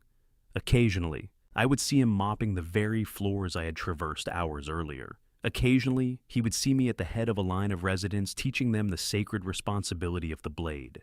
Each of us was a walking reminder to the other of what had been lost, what had been chosen, what could never be taken back. We remained separated by a chasm of silence, two strangers occupying a building that bore my name, but only one of us truly understood what the name was worth. Exactly 1 year after Julian's disastrous anniversary party, I stood on a different stage. Same month, different ceremony. This time, the celebration was for me, and this time, My son was watching from the shadows. The grand ballroom of Memorial Hospital was a sea of crystal chandeliers, white linens, and high-stakes prestige. Over 500 guests, the elite of the medical world, philanthropists, and city officials, filled the space. I sat at the head table, flanked by the hospital board and the directors of the Margaret Sterling Foundation. My back was straight, my mind clear, yet my eyes instinctively drifted toward the very last row near the service entrance. There he was, Julian. He had slipped in quietly, wearing that same discount suit that now hung even looser on his frame. He sat alone, a ghost at the feast, thinking he was invisible. I saw him, though. I saw the way he looked at the stage, not with the predatory ambition of a year ago, but with a hollow, aching exhaustion. I wondered if he felt the irony of sitting so close to the same doors I had walked through as a server at his house. The master of ceremonies approached the podium. Tonight we honor Dr. Arthur Sterling, 40 years of service, over 3,000 surgeries, 47 patents. But numbers cannot capture the soul of this man. A tribute video began to play.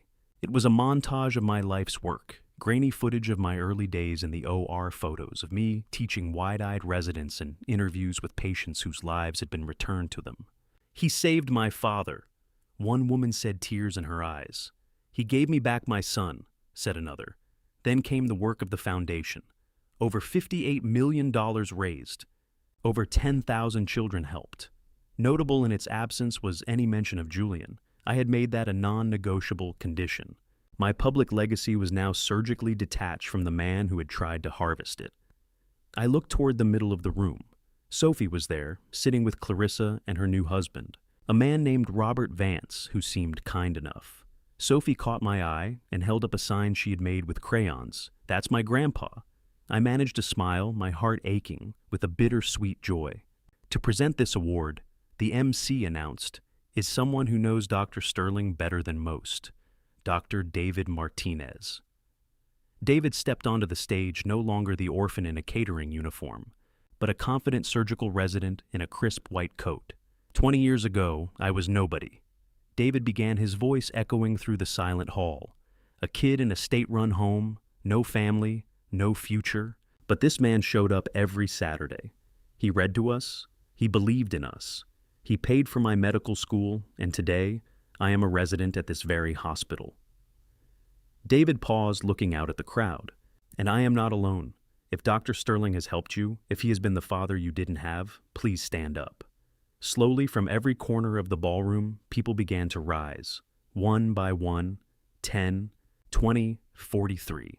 43 former orphans, now doctors, nurses, teachers, and engineers, stood in a silent, powerful testament to a legacy that money couldn't buy. The applause that followed was like thunder. I looked at the back row. Julian was still there, his head down, shoulders shaking. He was finally seeing what he had rejected. A father who had given everything to strangers because his own son had refused to value the gift. Then Carmen Rodriguez joined David on stage. She was 15 now, tall and poised. The room went deathly quiet. They knew the story of Maria Rodriguez. Dr. Sterling met my family during our darkest hour, she said, her voice clear. He didn't just give us a trust fund. He gave us hope. Because of him, I am starting pre-med this fall.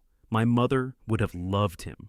She handed me a framed photo of Maria laughing with her 3 children. I hugged Carmen, and for a moment, the weight of 1,000 surgeries and a year of betrayal felt lighter. The standing ovation lasted for 3 full minutes. I glanced back one last time. Julian's seat was empty. He had vanished during Carmen's speech, unable to bear the light of a truth that exposed his own darkness. I stepped to the microphone, steadying my breath. Thank you. I don't feel worthy of this. I have simply tried to live by one rule. First, do no harm. My wife Margaret taught me that healing isn't just surgery. It's presence. It's caring. I glanced at the empty chair in the back row. I have made mistakes. I failed people I loved. I prioritized the hospital over my home. My voice faltered, then strengthened. But I have tried to learn. Margaret used to say, we are not measured by what we accumulate, but by what we give away. I have given away most of my money and most of my time, and I have never felt richer than I do tonight. To the 43 of you standing, you are my legacy. Not the patents, not the buildings. You. To the Rodriguez family, your mother's memory drives me every day. And to my granddaughter, Sophie, You are my sunshine. Never forget that." The applause followed me off the stage. Later, after the handshakes and the photos, I found a plain white envelope tucked under my seat at the head table. No name, just 3 words written in Julian's hurried, familiar script. "I am sorry." I held it for a long time. I didn't feel a rush of forgiveness. I felt an acknowledgement. Some apologies arrive too late to rebuild a bridge, but they are enough to finally stop the fire. I tucked it into my pocket. I drove home that night, passing the turnoff for the Hamptons. The estate had been sold months ago to pay the fines and the settlements. A new family lived there. Now I'd seen the toys on the lawn and the warm light in the windows. It was a home again, not a museum of lies. Julian had moved 3 times since his sentencing, each apartment smaller than the last. He was living a small life, now mopping floors and filing papers, bound by the requirements of his probation. Whether he was truly learning or just surviving, I didn't know, and I didn't need to know. His journey was now his own. Mine had finally peacefully diverged. 3 years. That is how much time has passed since that anniversary party in the Hamptons. I am 73 years old now. Julian is 45. We work in the same building. We live in the same city. We share the same granddaughter. And we have not spoken a single word to each other in 1,095 days. I count every one of them, not because I am waiting for a reconciliation, but because I want to remember some choices are permanent. I am at the Riverside Outreach Center, a habit I will never break. I'm sitting on the floor with a dozen children, ages 4 to 8, gathered on the rug around me. We are reading The Giving Tree. "Mr. Arthur," a small boy asks, his brow furrowed, "why did the tree give everything away?" "Because to love means to give even when it costs you," I tell him, closing the book. But the tree was sad at the end. "The tree was tired, son," I say softly, but not sad. There is a big difference. After the reading, I walk through the new wing of the center, the Margaret and Maria wing. I run my hand over the brass plaque, a silent whisper to the air. I kept my promise. I drive to Memorial Hospital later. I still work 2 days a week supervising surgical residents. As I walk through the main lobby, I pass a man in a Navy maintenance supervisor's uniform. He's organizing a crew for a floor repair. It's Julian. He was promoted from janitor to supervisor last year, a reward for his punctuality and lack of complaints. Our eyes meet. He gives a small, stiff nod. I nod back. Not a word.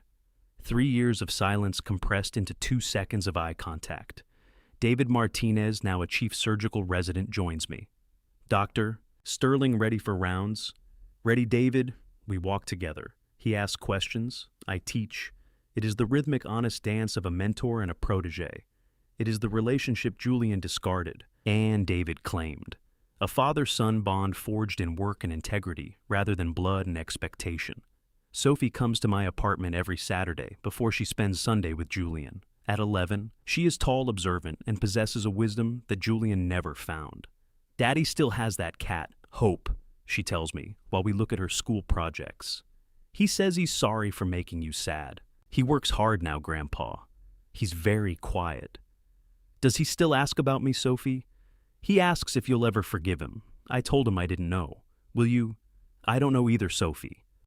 Through Ethan, who still manages neural tech innovations, I hear the practical details. Julian finished his probation last year.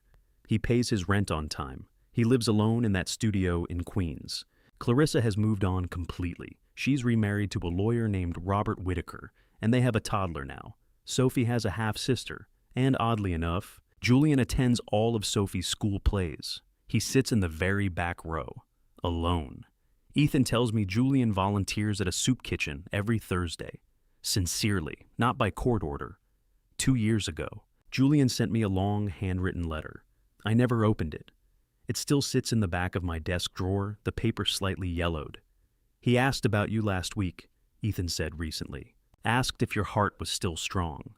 I told him yes. He just said good and walked away."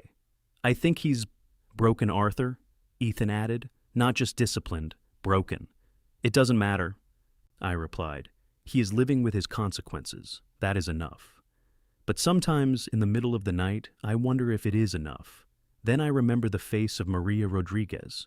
I remember the 127 complaints, the patients who can't walk or breathe right because he wanted a faster profit. And I stop wondering. This past Saturday, I visited Margaret's grave. I brought purple irises, her favorite. I sat on the stone bench nearby, talking to her as I always do. Margaret, you'd probably tell me to forgive him, I whispered.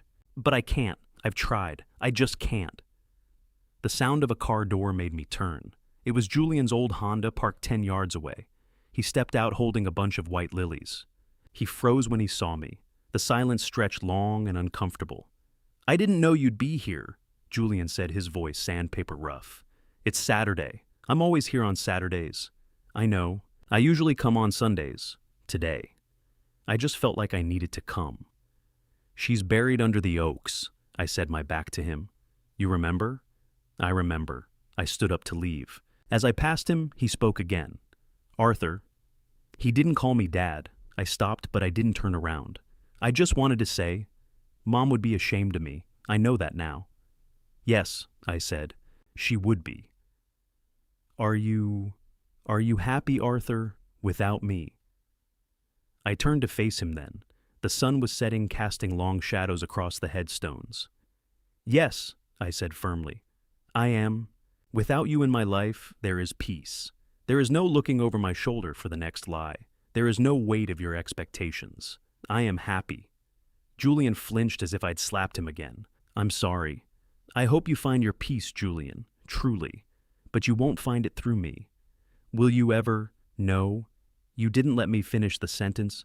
I know what you were going to ask. I interrupted.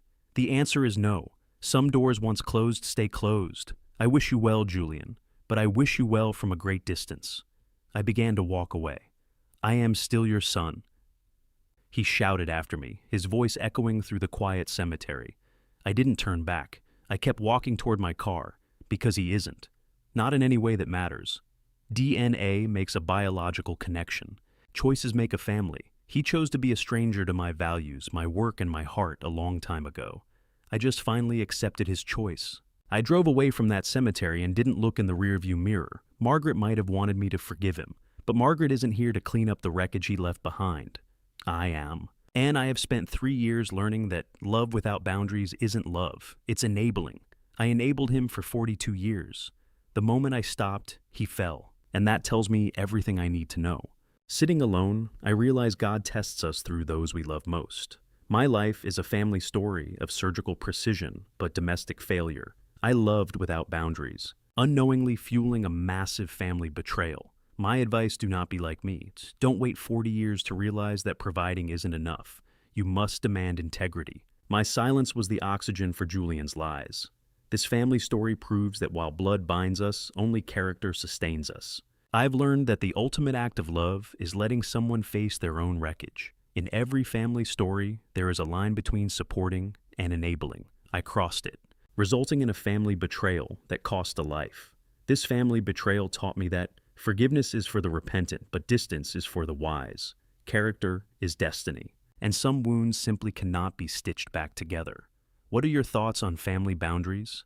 Please comment, share your views, and subscribe for more insightful stories. Thank you for watching until the very end. Warning: future stories contain fictional elements for educational purposes. If these deep reflections aren't for you, please feel free to explore other content.